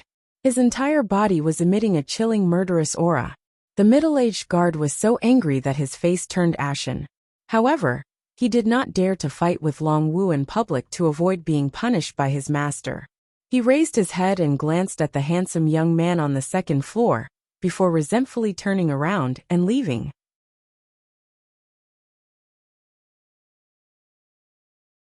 Chapter 89. In a private room on the second floor, the middle-aged guard stood respectfully at the door and reported Ji Ke's words to the white-robed young man. After he finished speaking, He added a few more words with anger still lingering in his voice. Your Highness, you are the first prince of our Changfeng nation. How honorable is your identity? It is her honor that you are willing to invite her. I didn't expect that girl to be so rude. The white-robed young man sat at the table with a wine cup in one hand and his chin in the other. There was a sneer at the corner of his mouth. He pondered for a moment and muttered to himself, such a beautiful, cute, and intelligent girl. It's really rare to see such a person. I have traveled all over Changfeng, Maorong, and other countries, but I have never seen such a lovable girl. Her beauty and intelligence can almost be compared to Xianxian. However, she has a soft spot for that ordinary black-robed young man. What a pity. The middle-aged guard frowned and thought for a moment. A cold light flashed in his eyes as he lowered his voice and said, Your Highness, do you want me to teach that kid a lesson? Your subordinate will capture that girl later. Tonight, Your Highness can do whatever you want with her. He had done this kind of thing for the first prince before, and it was more than once. If he really wanted to do this kind of thing, he was very familiar with it. It was also because of this that he was highly regarded by the first prince, and was brought along by his side. The first prince frowned slightly, and pondered for a moment before waving his hand and saying, No need. Let's put this matter aside for now. Go check how many silver notes we have with us. Prepare all the money. I will go to the Treasure Heaven Pavilion later. There will be a 10,000 spirit jade pillow in tonight's auction. It is said that this item has miraculous effects. It can regulate yin and yang qi and treat all kinds of illnesses. Xianxian has been tortured by extreme cold poison since she was young. If I get the 10,000 spirit jade pillow and give it to her, I think she will. The middle-aged guard cupped his hands and accepted the order. He quickly went to count the money in the luggage. In the hall on the first floor, Ji Tianxing and Ji Ke continued to eat. Ji Ke's mood was not affected even though he had been disturbed by a strange noble young master. The two of them were eating when they heard the guests at the nearby tables chatting idly, and their words were mixed with words like auction and Treasure Heaven Pavilion. Ji Ke listened attentively for a while and got the gist of it. She revealed an expression that was filled with interest as she said to Ji Tianxing, Big brother Tianxing, I heard that the Treasure Heaven Pavilion in the city is going to hold an auction tonight. This is an annual grand event. The reason why the city is so lively tonight is most likely because of this auction. Shall we go and take a look? Ji Tianxing frowned slightly and shook his head with a chuckle. Let's not join in the fun. When we were in the Imperial City, we've seen countless auctions. This Fengyang City is far less prosperous than the Imperial City. It's just an auction. There's no point in watching it. Even though Ji Ke yearned for it in her heart, seeing that Ji Tianxing didn't agree, she could only purse her small lips and resentfully say, All right, I'll listen to Big Brother Tianxing. While the two of them were talking, a handsome youth at the neighboring table had been listening to their conversation with a smile on his face. This blue-robed youth was about the same age as Ji Tianxing. He had a tall and straight figure, a handsome face, and an imposing appearance. There were also two middle-aged martial artists standing at the side of the table. They were obviously his attendants and guards. After hearing Ji Tianxing's words, the blue-robed youth smiled slightly and said to Ji Tianxing, This brother's words are incorrect. Brother, you might not know, but this Fengyang City is a place one must pass through to enter the Hengchuan Kingdom from the three neighboring kingdoms. It's also an important place for merchants to trade. The Treasure Heaven Pavilion is a large merchant company that has businesses all over the three neighboring kingdoms. The auction that they hold every year is a top grand event for the three neighboring kingdoms. Otherwise, there wouldn't be so many merchants and martial artists gathered in Fengyang City tonight.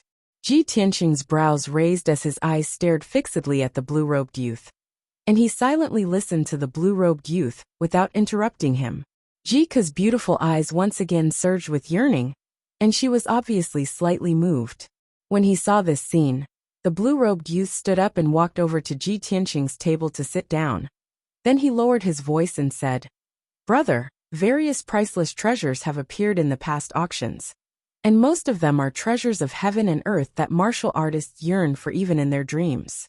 Supposedly, the Treasure Heaven Pavilion will take out a rare and precious treasure to auction in tonight's auction. And it's a myriad spirit jade pillow. People who suffer from diseases or yin and yang disorder can be cured by this treasure. Women can sleep on this jade pillow and maintain eternal youth and beauty. It's even to the extent that martial artists can obtain twice the results with half the effort when cultivating and swiftly increase their strength. All in all, this treasure has extraordinary origins and miraculous effects. When he heard the words eternal youth and beauty, Jike's eyes were instantly suffused with a crystalline light, and he impatiently wanted to go experience it. Ji Tianxing's expression was still calm, and his gaze carried a sense of scrutiny as he sized up the blue-robed youth. A complete stranger had actually taken the initiative to introduce the Treasure Heaven Pavilion's auction to him, and even described it in an extremely tempting manner. He couldn't help but be vigilant and suspicious. Could it be that this unfamiliar blue-robed youth is a shill of the Treasure Heaven Pavilion? The blue-robed youth obviously noticed Ji Tianxing's suspicion as well, and he wasn't embarrassed in the slightest, and he still had a hearty smile on his face. He cupped his hands to Ji Tianxing and Ji Ke. Then he introduced himself. "Brother, young miss, I'm Nie Hao, the grandson of Marshal Qingquan of Maorong Kingdom." When he mentioned his grandfather, Marshal Qingquan, his face naturally revealed a proud expression. Ji Tianxing immediately understood and returned a kind smile to Nie Hao. He cupped his hands in return and said, "So it's the grandson of Marshal Qingquan. Sorry for not recognizing you." Marshal Qingquan's name was Nie Qingquan, the Grand Marshal of Maorong Kingdom's troops and horses, and also the country's #1 general. Maorong Kingdom's imperial family was weak, and the emperor was muddle-headed and incompetent. But Marshal Qingquan was the mainstay of Maorong Kingdom and was deeply respected by the people. Marshal Qingquan had fought all his life, and his military achievements were splendid, and he rarely lost.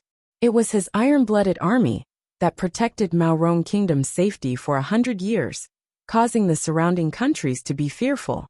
Although Qingyan Kingdom and Maorong Kingdom had many frictions, the people of Qingyan Kingdom still respected Marshal Qingquan.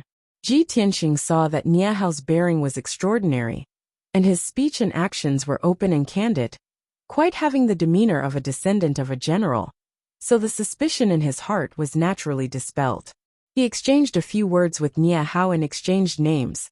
Then he made an inviting gesture, asking Nie Hao to sit down and talk. After Nie Hao sat down, he opened his mouth and asked, "Brother Nie, may I ask, how do you know so much about the Treasure Heaven Pavilion's auction?" Nie Hao did not hide it, and laughed at himself, and said in a somewhat low tone, "To be honest, I passed by Fengyang City this time, and deliberately stayed for 2 days, just waiting for this auction. My father has been on the battlefield all year round to protect the territory, and he has suffered an injury that is difficult to heal for a lifetime, and he will not live for long. I heard the news that the Treasure Heaven Pavilion is going to auction the 10,000 spirit jade pillow, which can relieve my father's injury and allow him to live for a few more years, so I specially came to buy that 10,000 spirit jade pillow."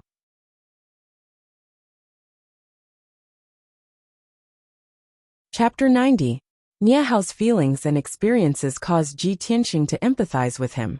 His father, Ji Changkong, was also plagued by internal injuries and probably wouldn't live for long, so he was extremely worried about his father's injuries as well. Imperceptibly, the distance between him and Nie Hao was pulled closer. The two of them chatted for a while, and it was already 3:45 p.m. After a while, the Treasure Heaven Pavilion's auction would begin. Nie Hao stood up and bid his farewells, intending to leave the inn and rush to the Treasure Heaven Pavilion, and he invited Ji Tianxing and Ji Ke to go with him. Ji Ke really wanted to experience this grand event, and Ji Tianxing didn't want to dampen her spirits, so he nodded in agreement. The three of them left the inn and rode a carriage to rush to the Treasure Heaven Pavilion in the city. The Treasure Heaven Pavilion was located on the most bustling street in the city, and it occupied an extremely vast area. The few palaces and tall buildings were constructed with a grand and magnificent aura. When the three of them arrived at the Treasure Heaven Pavilion, the outside of the pavilion was already packed with people, and it was bustling and clamorous. Merchants and martial artists from the surrounding countries, and numerous influential officials, with extraordinary statuses, entered the Treasure Heaven Pavilion's entrance in an endless stream. Ji Tianxing's group of 3 followed the crowd into the Treasure Heaven Pavilion, and they entered the auction venue after a short moment. The venue was an extremely spacious hall, and there was a circular high platform at the center area. It was the auction platform, and there were a few thousand seats in the surroundings. Besides this, there were over 100 exquisite private rooms on the second floor of the hall, and those were rooms that only wealthy and influential officials had the qualifications to sit in. Ji Tianxing and Ji Ke only came to join in the fun and broaden their horizons, so they casually found 2 seats in the hall and sat down. Nie Hao traveled with the 2 of them, so he naturally sat close to the 2 of them, and he sat beside Ji Tianxing. Nie Hao smiled lightly and reminded Ji Tianxing before the auction began. Brother Ji, many rare treasures will surely appear in the auction later. If you see a treasure that interests you, there's no harm in bidding for it. The rules of the Treasure Heaven Pavilion are that only gold and silver can be used. The silver notes of the surrounding countries can be used, but it can't be used as collateral. It was obviously not the first time Nie Hao had come to the Treasure Heaven Pavilion, and he was extremely familiar with the various matters of the auction. After hearing his explanation, Ji Tianxing and Ji Ke had an idea in their hearts. It didn't take long for the 2,000 seats in the hall to be filled. The time of the auction had arrived, and the auction had officially begun. An enchanting woman in a red dress walked up to the auction stage in the middle of the hall. This woman was about 30 years old. She was at her most mature, seductive and feminine age. Her face was beautiful, and her figure was very hot. Her low-collared fiery red dress revealed a towering snow-white breast, which was very eye-catching. Ji Tianxing only took 2 glances at her, before he felt a pinch on his waist. His expression changed slightly as he turned to look at Ji Ke beside him. He smiled awkwardly and said, "Kukuyu." "Humph, big brother Tianxing, you're not allowed to look." Ji Ke pouted angrily, looking adorable. Ji Tianxing didn't know whether to laugh or cry, and he hurriedly explained, "Cough cough. Kuku, don't think too much. I just feel that the Treasure Heaven Pavilion's business methods aren't bad. Sending out such an enchanting woman to be an auctioneer will surely make a killing tonight." Nie Hao smiled lightly and nodded. Brother Ji is right. This woman is called Wild Rose, and she's one of the most renowned auctioneers in the Treasure Heaven Pavilion. Not only is she charming and enchanting, she's extremely skilled in stirring up the hearts of others. She frequently makes those influential and wealthy merchants that harbor ill intentions throw away money recklessly and compete for wealth here. Ji Tianxing nodded to indicate his understanding, and he didn't say anything further.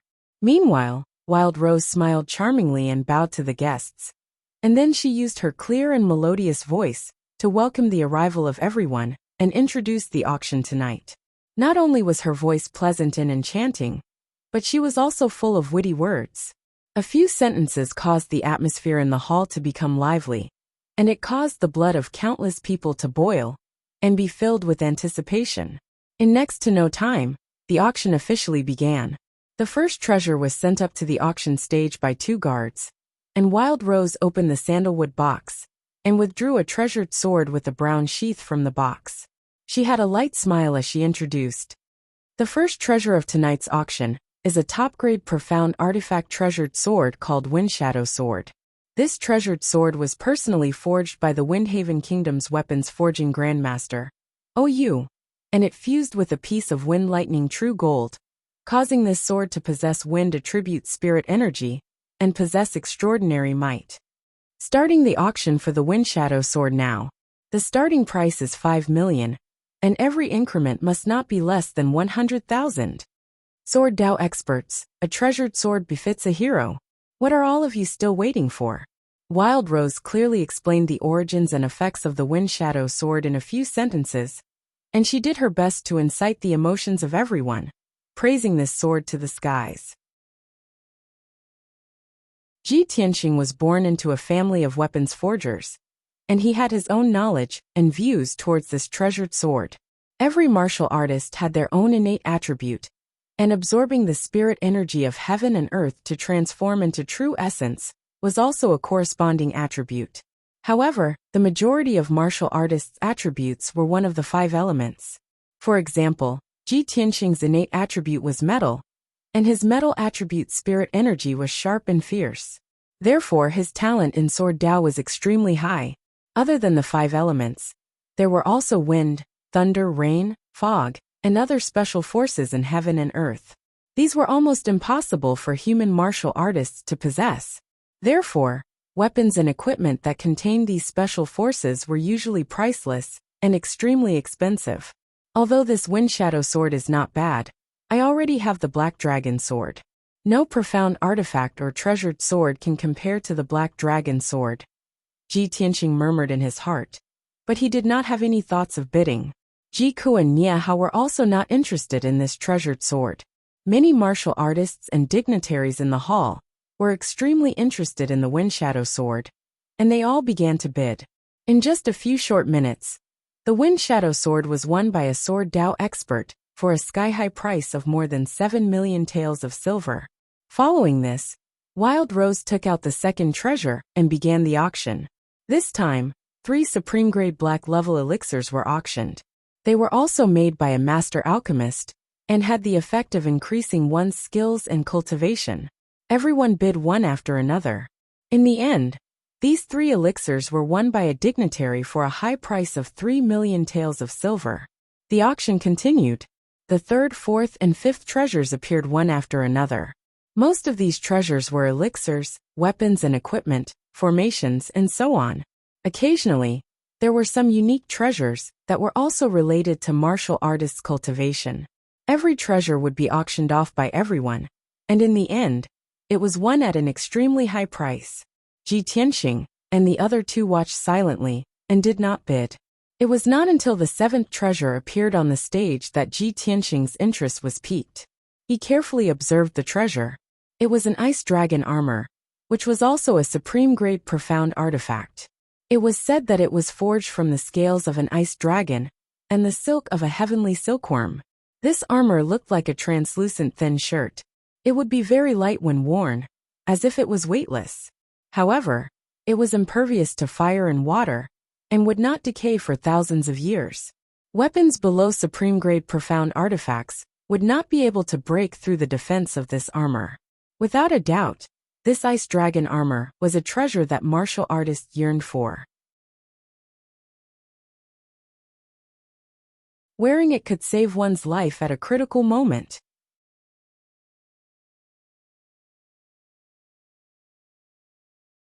Chapter 91.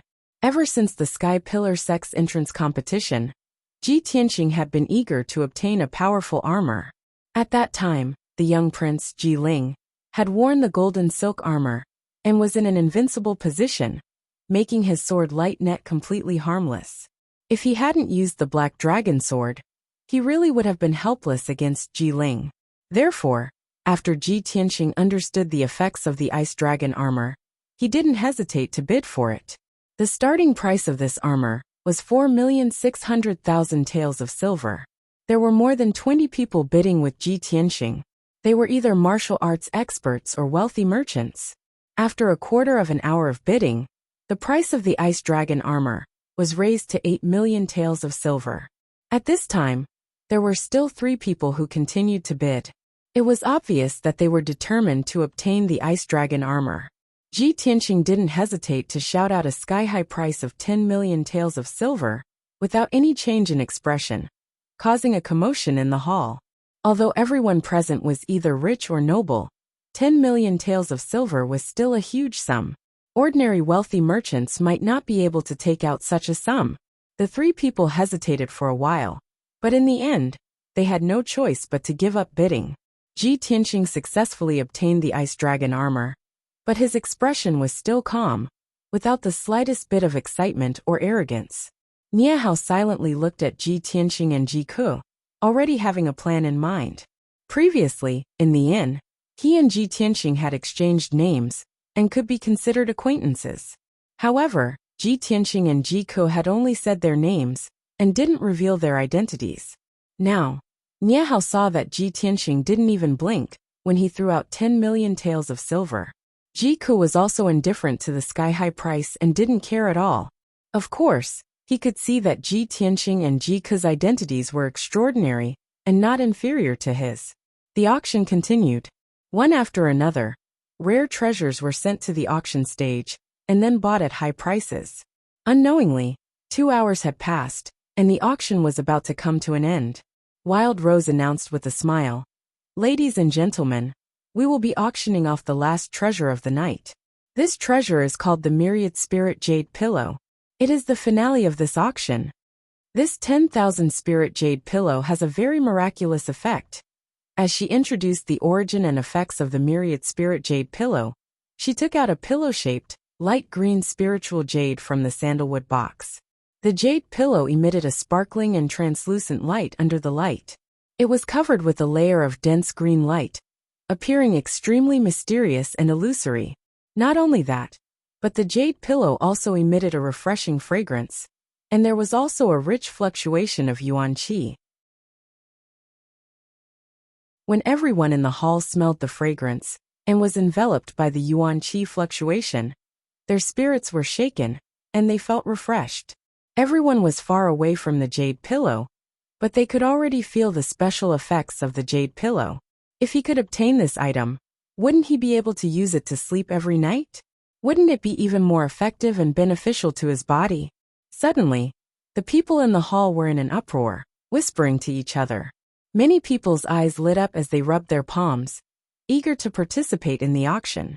However, when Wild Rose announced the starting price of this treasure, most of the people gave up and revealed resentful expressions. The Myriad Spirit Jade Pillow's starting price is 20 million.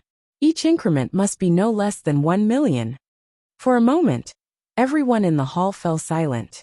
Previously, when Ji Tianxing bid for the Ice Chi armor at a sky-high price of 10 million, it had already made everyone speechless. The starting price of this Myriad Spirit Jade Pillow was 20 million. It was definitely not something the people in the hall could afford. Many people thought to themselves that the only people who could afford this treasure were probably the big shots in the private rooms on the second floor. Ji Tianxing knew that Nie Hao had come to the auction this time for this Myriad Spirit Jade Pillow. When he heard the sky-high price of 20 million, he subconsciously glanced at Nie Hao. Nie Hao's face was calm, and there was no change in his expression. It was obvious that he was prepared. 21 million. His voice was calm as he bid. Everyone in the hall was a little surprised. They all turned to look at Nie Hao with puzzled and scrutinizing eyes. Perhaps they could not understand why Nie Hao was still sitting in the hall on the first floor, when he had the money to bid for the Myriad Spirit Jade Pillow. At this moment, a few voices rose one after another from the private rooms on the second floor. 22 million. 24 million. 28 million. I bid 30 million. In a short while the price of the Myriad Spirit Jade Pillow was raised to 30 million. Everyone in the hall had a drastic change in expression. They revealed complicated expressions and exclaimed in surprise and low voices. Nie Hao was still calm as he continued to bid. The bigwigs in the private rooms on the second floor also joined in the bidding. Another 15 minutes passed, and the price of the Myriad Spirit Jade Pillow was raised to a sky-high price of 50 million. At this point there were fewer bidding voices. There were only 2 people left. One of them was Nie Hao, and the other young man's voice came from one of the private rooms on the second floor. 55 million. Hearing the young man's voice, Nie Hao frowned, and his face was solemn. He secretly clenched his fists and said in a low voice, 56 million. Ji Tianxing silently watched Nie Hao. He could see that it was difficult for him to make a bid. The price was probably about to reach his bottom line. The voice from the private room on the second floor was silent for a moment, and then it shouted again, 60 million. This item belongs to none other than me. There was no doubt that the mysterious young man on the second floor was also going all out.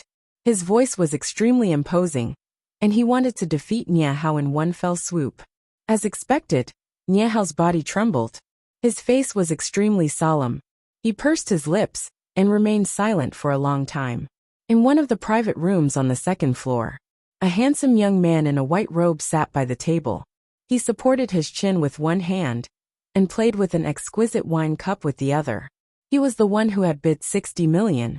The middle-aged guard standing beside him reminded him in a low voice with a solemn expression, "Your Highness, we only have this much money with us." He looked like he wanted to say something but stopped. He clearly wanted to remind the first prince not to casually raise the price. The first prince took a sip of wine, and a confident smile appeared on his face. Of course this prince understands. If the person downstairs raises the price again, this prince can only give up. But this prince's momentum is like a rainbow. The person downstairs is clearly unable to do anything. Does he still dare to raise the price? Ha ha ha. There is nothing this prince wants that he cannot obtain. The middle-aged guard nodded repeatedly, and his face was full of flattery. At the same time, Niehao was still silent. His expression was somewhat ugly, and his eyes were filled with unwillingness. But Wild Rose had already shouted, "The young master upstairs has bid 60 million. Is there anyone higher? If no one else bids, this 10,000 spirit jade pillow will belong to that young master." Ji Tianqing frowned slightly and asked Niehao in a low voice, "Brother Nie, this item is very important to you. Why are you not raising the price?" Niehao smiled bitterly and said helplessly, "I used all my strength and only prepared 58 million.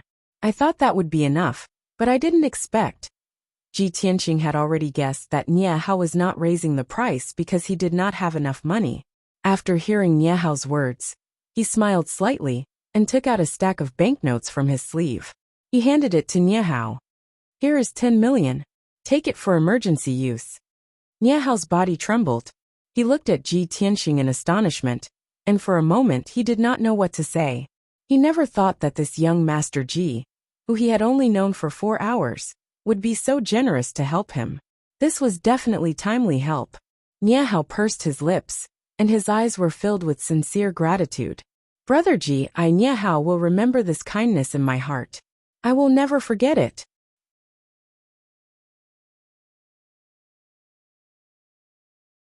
Chapter 92. Niehao asked himself honestly, if he was asked to take out 10 million taels to help a stranger he met by chance, he might not be able to do it.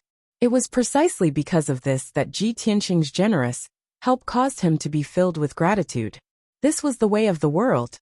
There were many who would add flowers to brocade, but there were extremely few who would provide timely assistance. When Ji Tianqing heard his sonorous, sincere, and heavy tone, he smiled and waved his hand. "It's nothing. You'd better hurry up and bid. Don't wait for Wild Rose to drop the hammer." Niehao nodded heavily. After accepting the stack of banknotes, he opened his mouth and shouted with an imposing manner, 61 million taels. Wild Rose, who was on the auction stage, was about to drop the hammer and announce that the myriad spirit jade pillow was won by the young master upstairs. When she suddenly heard Niehao's voice, her hand froze for a moment. Then she revealed an even brighter smile. "This young master has bid 61 million taels. Is there a higher bid?" Everyone in the hall immediately discussed spiritedly. They all raised their heads and looked at the private room on the second floor, revealing looks of anticipation. In the private room, the first prince was holding a wine cup and tasting wine with a smile on his face. He was extremely confident and originally thought that he had successfully shocked his opponent. As long as Wild Rose dropped the hammer and announced the result, the myriad spirit jade pillow would be his. But he never expected that at the last moment, the person downstairs actually followed and bid. The first prince's body immediately stiffened. His face became ashen, and his eyes surged with rage. 60 million taels was his limit. This time, he could not bid anymore. No matter how much rage and unwillingness he had in his heart, he could only suppress the rage in the bottom of his heart. He tightly pursed his lips and did not say a word. A moment later, Wild Rose announced the result loudly. The finale treasure of this auction, the myriad spirit jade pillow, was sold at a price of 61 million taels and belonged to Niehao. The first prince walked to the window with an ashen face and looked down at Niehao from above. A cold light flashed in his eyes. The middle-aged guard said in a low voice, "Your First Highness, Do you want this subordinate to make a move and snatch that jade pillow? The first prince's face was dark, and he did not speak. He turned around and walked out of the private room with an icy aura. The Treasure Heaven Pavilion's auction ended. Everyone left the auction house one after another, and walked out of the Treasure Heaven Pavilion along with the surging crowd, discussing as they walked. After an entire 7 minutes, all the guests left, and the Treasure Heaven Pavilion finally quieted down. After the auction ended, Ji Tianxing, Nie Hao, and Ji Kuo were invited into the Treasure Heaven Pavilion's parlor. Both parties exchanged the money and the goods, completing the auction transaction. Ji Tianxing obtained the ice chi armor, and Nie Hao also obtained the myriad spirit jade pillow as he wished. The three of them put away the treasures properly before walking out of the Treasure Heaven Pavilion together. It was already the middle of the night. There were few pedestrians on the street, and the lights were dim. Just as the three of them were about to board the carriage, two people walked out from the darkness and blocked Nie Hao's path. The two of them were precisely the first prince and the middle-aged guard, and they had long since been waiting for Nie Hao outside the Treasure Heaven Pavilion's entrance. The eldest prince ignored Ji Tianxing and Ji Kuo and walked straight to Nie Hao. He did not beat around the bush either, and went straight to the point. "This brother, I'm willing to buy your myriad spirit jade pillow at double the price. What do you think?" Nie Hao recognized his voice and said with a frown, "This young master must be joking. If you can offer double the price, why didn't you bid at the auction just now?" The eldest prince's expression was somewhat grim as he explained in a cold tone, "I can give you 60 million taels first. I'll send people to gather the remaining 60 million, and will definitely hand it over to you within 3 days. His tone and attitude were somewhat unyielding. His body faintly emitted a domineering aura that was extremely oppressive. But Nie Hao was unmoved in the slightest and said in a firm tone, "The myriad spirit jade pillow is extremely important to me. No matter how much money you offer, I won't sell it." The eldest prince's expression immediately turned cold. His eyes surged with a sharp glint as he said with a cold smile, "The things that I Lu Mingyang want, there is still nothing that I can't get. Since your esteemed self doesn't know what's good for you, then don't blame me for not being courteous." As he finished speaking, the middle-aged guard behind him strode forward and rushed towards Nie Hao as fast as a gust of wind. He slammed his palm towards Nie Hao's chest. This middle-aged guard was a Tongxian realm expert. His palm flickered with a scarlet flame that contained an extremely violent power. Before the flaming palm could hit Nie Hao, the scorching heat caused Nie Hao to suffocate. His robes and hair were almost charred. With his true energy realm strength, it was impossible for him to dodge this palm. At this critical moment, Ji Tianxing, who was standing at the side, suddenly drew his black dragon sword and slashed at the middle-aged guard's palm with all his might. Swoosh! The dazzling sword light illuminated the night sky. The cold sword chi dispersed the scorching flames. The middle-aged guard's expression changed abruptly. Sensing the terrifying power of the sword light, he immediately retracted his palm. The cold sword light missed and slashed fiercely onto the limestone street, creating a deep trench that was almost 10 feet long. Seeing this scene, First Prince Lu Mingyang frowned, a hint of fear flashing in his eyes. He turned his head to look at Ji Tianxing. His eyes were filled with a cold light. "Brat, it's you again." Nie Hao had dodged a bullet and looked relieved. He hurriedly took a few steps back and stood beside Ji Tianxing. At the same time, his two guards also rushed over. They drew their swords to protect him and stared at Lu Mingyang with murderous intent. Ji Tianxing put away his black dragon sword and stared coldly at Lu Mingyang. He sneered in a mocking tone, "Haha, previously in the inn, you already had bad intentions towards my sister. Now that the auction has failed, you want to kill me on the street and steal my treasure. I would like to know which aristocratic family are you from? How can you be so despicable and shameless?" Nie Hao also glared at Lu Mingyang and shouted angrily, "Lu Mingyang, you sinister and vicious villain." Even Ji Ke sneered with disdain. "Haha, you look like a human. Unfortunately, you're a beast in human clothing. You're even worse than pigs and dogs." Lu Mingyang was scolded by the three of them in turn, He was so angry that his face turned ashen. The fury in his heart surged, and he wished he could kill the three of them. However, Ji Tianqing's sword strike made him rather fearful. Moreover, the three of them had guards with them, and all of them had extraordinary strength. Moreover, this was the entrance of the Treasure Heaven Pavilion. The matter couldn't be blown out of proportion. Otherwise, it would be difficult to deal with it. Lu Mingyang could only forcefully suppress his anger and killing intent. He glared fiercely at Nie Hao and Ji Tianqing. I'll remember this grudge. The two of you wait to suffer my wrath. After gnashing his teeth and throwing down these vicious words, Lu Mingyang turned around and left with his guards. His figure quickly disappeared into the darkness. Nie Hao didn't send his guards to chase after them. He watched Lu Mingyang disappear into the darkness and cursed with anger that hadn't subsided. Damn bastard. He's so arrogant. I almost fell into his trap. After saying that, he took a deep breath and suppressed the anger in his heart. He turned to look at Ji Tianqing beside him and bowed sincerely. Brother Ji, thank you for saving me just now. I owe you another big favor.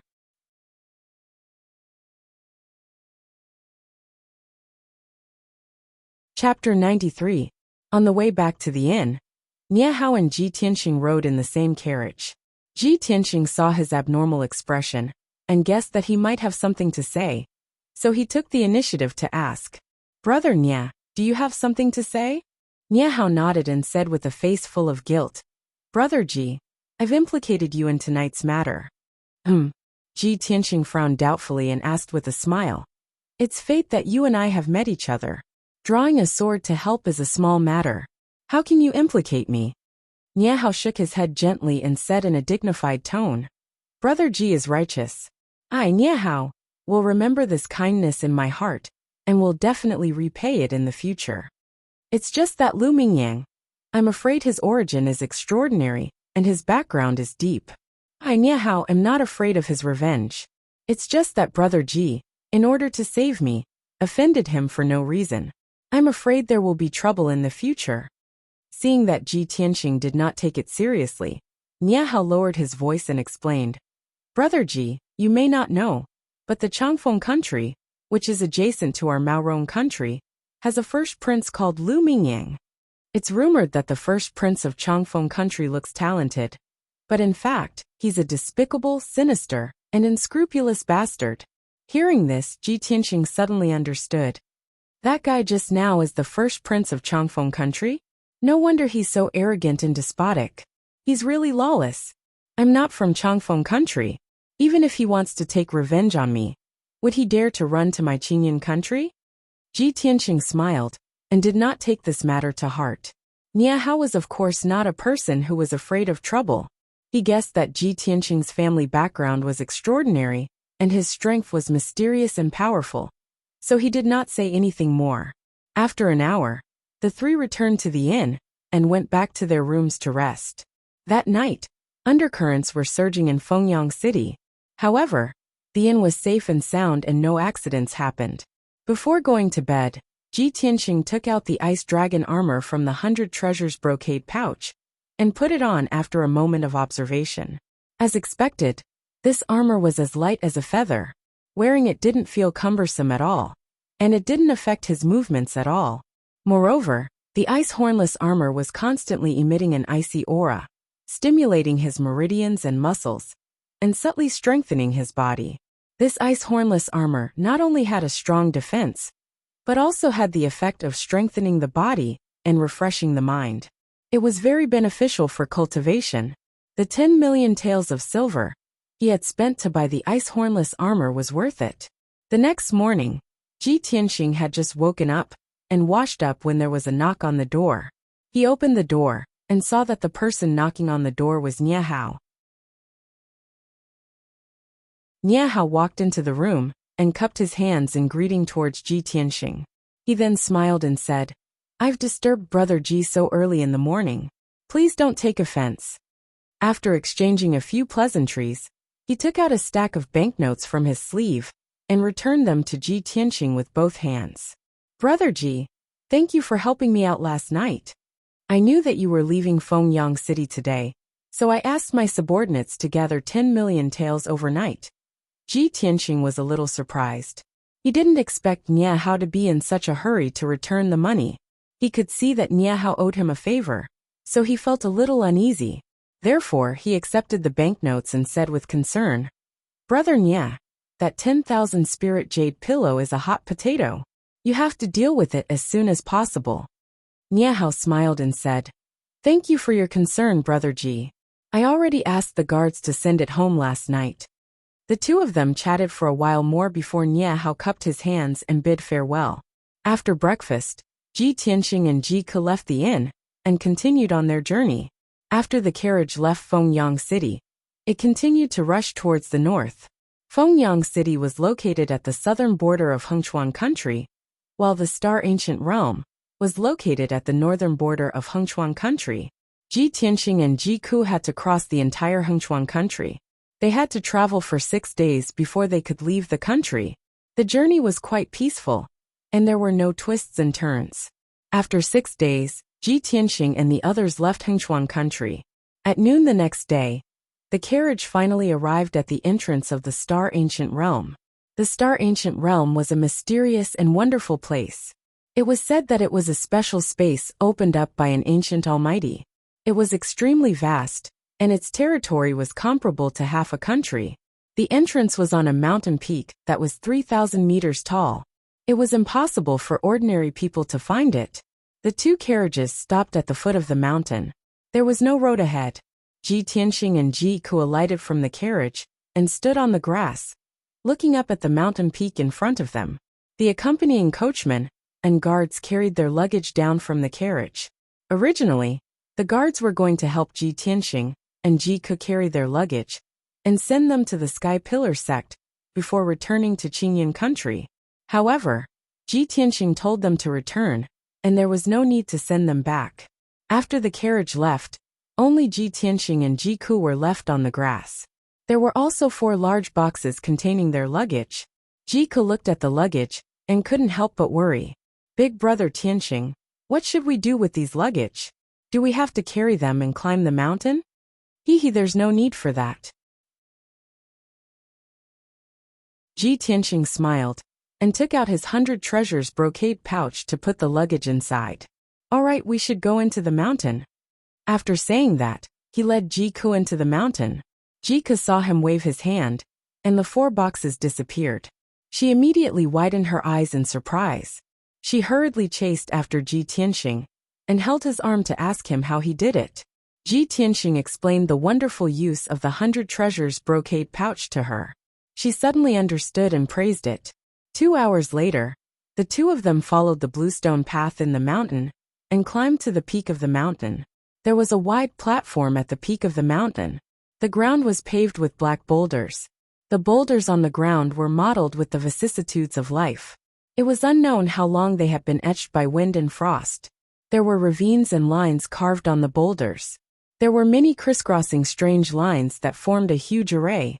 Around the array, there were 12 young cultivators wearing blue robes and carrying swords on their backs. These people were all at the mystic enlightening realm. Their eyes shone brightly, and their bodies exuded confidence and arrogance. Ji Tianxing glanced at them. These people's robes were of the same style and had the same pattern embroidered on their chests. There were 2 crossed swords in the pattern and a circle of stars around them. It was obviously the symbol of the Sky Pillar sect. He immediately understood that these 12 young cultivators were disciples of the Sky Pillar sect. They were ordered to guard the entrance of the ancient star realm. Sure enough, the leading young cultivator walked over and asked in a dignified voice, "Who are you? Why are you here?" Ji Tianxing and Ji Ke quickly took out their identity tokens and presented them to the young cultivator. "Senior Martial Brother, we are new disciples who have just entered the Sky Pillar sect. These are our identity tokens." The young cultivator took the 2 tokens and looked at them. His expression eased slightly. He nodded and said, "So it's new junior martial brothers and sisters. Wait a moment. When I open the entrance to the ancient realm, you can enter. There will be other senior martial brothers inside to receive you."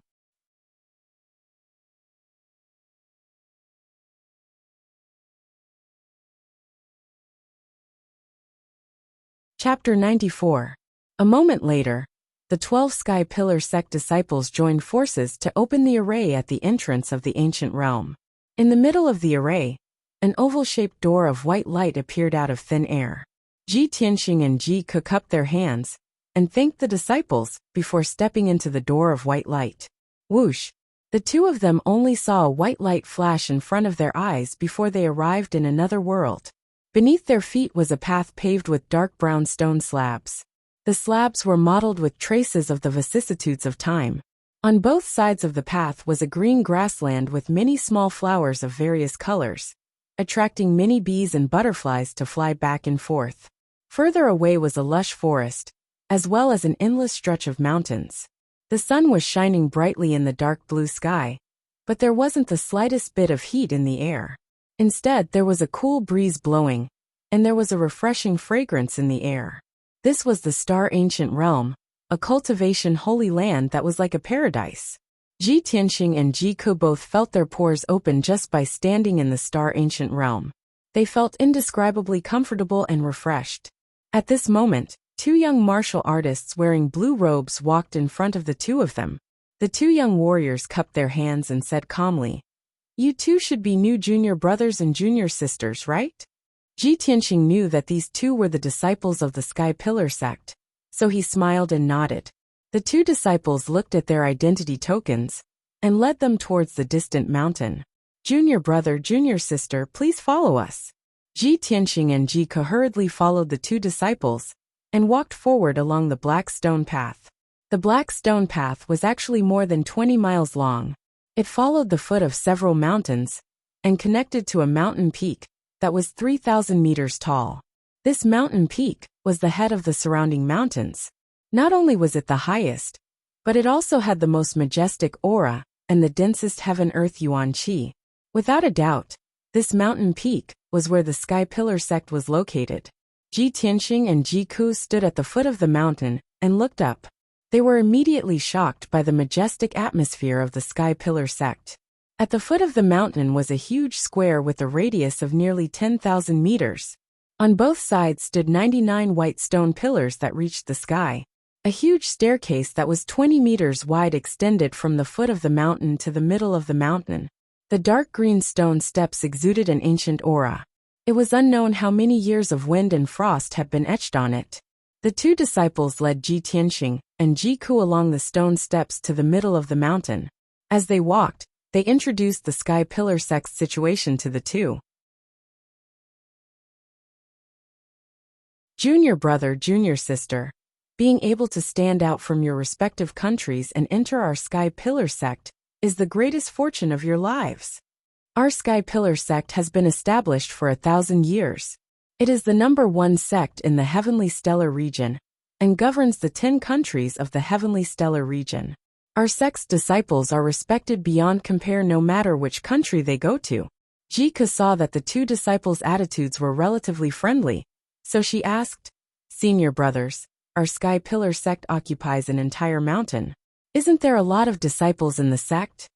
One of the disciples smiled and explained, "Junior sister, our Sky Pillar sect doesn't just occupy this mountain peak. This Sky Pillar peak is only where our sect is located." The other disciple added, "Behind this Sky Pillar peak, there are 8 connected peaks. All of them are our Sky Pillar sect's territory." According to the senior brothers in the sect founder used these 9 peaks as the foundation to construct a mountain protecting formation called Sky Pillar to protect the entire sect. At this point, the two disciples revealed a look of yearning, and their eyes were also surging with pride. Clearly, they were proud to be disciples of the Sky Pillar sect. Ji Tianxing and Ji Ke were also shocked and revealed expressions of disbelief. If the 9 peaks are connected, doesn't that mean it exceeds a radius of 100 miles? Our sect's founder can actually use the 9 peaks as the foundation to set up a great formation. Heavens! The sect founder actually had such a remarkable method. It's simply like a legend. The two disciples nodded in agreement and said with a smile, "That's for sure. Otherwise, how could our Sky Pillar sect become the #1 sect in the Heavenly Sky region?" The 4 of them chatted as they walked and unknowingly arrived at the mountainside. At the end of the stone steps was a huge mountain gate that was 100 meters tall. It was completely built with black boulders. The words Sky Pillar Sect were engraved on the lintel of the mountain gate. Every word was written with iron and silver hooks. The strokes were swift and fierce, revealing a vigorous and domineering aura. Under the mountain gate, on the left and right sides of the stone steps stood 18 young disciples in white robes. Ji Tianxing silently sensed and discovered that every disciple had the strength of the mystic comprehending realm. Mystic comprehending realm disciples have to guard the mountain gate in the Sky Pillar sect? He was somewhat shocked and felt that the Sky Pillar sect's deep foundation was even more unfathomable. After everyone crossed the mountain gate, they arrived at a huge square. This square had a radius of 1,000 meters, and the ground was paved with white stone slabs. It was flat and clean. Many young male and female disciples were walking through the square. All of them were in a hurry and did not linger. On the left and right sides of the square, there were many tall buildings and courtyards that were stacked on top of each other. They stretched as far as the eye could see. The two disciples stopped in the square and introduced the situation to Ji Tianxing and Ji Ke. Junior brother, junior sister, this is the outer sect's meeting square. Usually important matters or gatherings in the outer sect will be held here. The buildings on the left and right sides of the square are the residences of the outer sect disciples. There are more than 2,000 outer sect disciples in total. The palaces and houses on the mountain peak are the residences of the inner sect disciples and deacons. Normally, you must not enter without permission, otherwise you will be punished. After a brief introduction of the situation, the two disciples led Ji Tianxing and Ji Ke to the courtyard on the right side of the square. The induction ceremony will be held in 3 days. Today, I will take you to the new blue courtyard to stay temporarily. After the induction ceremony, you will be assigned a residence. Ji Tianxing and Ji Ke followed the two disciples and entered a courtyard called the new blue courtyard. There were hundreds of rooms in the new blue courtyard. There were already 70 to 80 people living in them. Only 20 or so rooms were still empty. Ji Tianxing and Ji Ke chose 2 adjacent rooms to stay in. After they packed their luggage, they settled down temporarily. The new blue courtyard was specially designed to settle down new disciples. The 100 new disciples from the 10 countries of the Tianshan region were temporarily staying here, waiting for the induction ceremony in 3 days. In the next 2 days, more than 20 people were successively led to the new blue courtyard. The 100 new disciples had finally arrived. These 100 people were all young geniuses from various countries. Regardless of whether they were men or women, they were all handsome and dignified. During these 3 days, everyone stayed in their rooms to rest. Very few people showed their faces in public.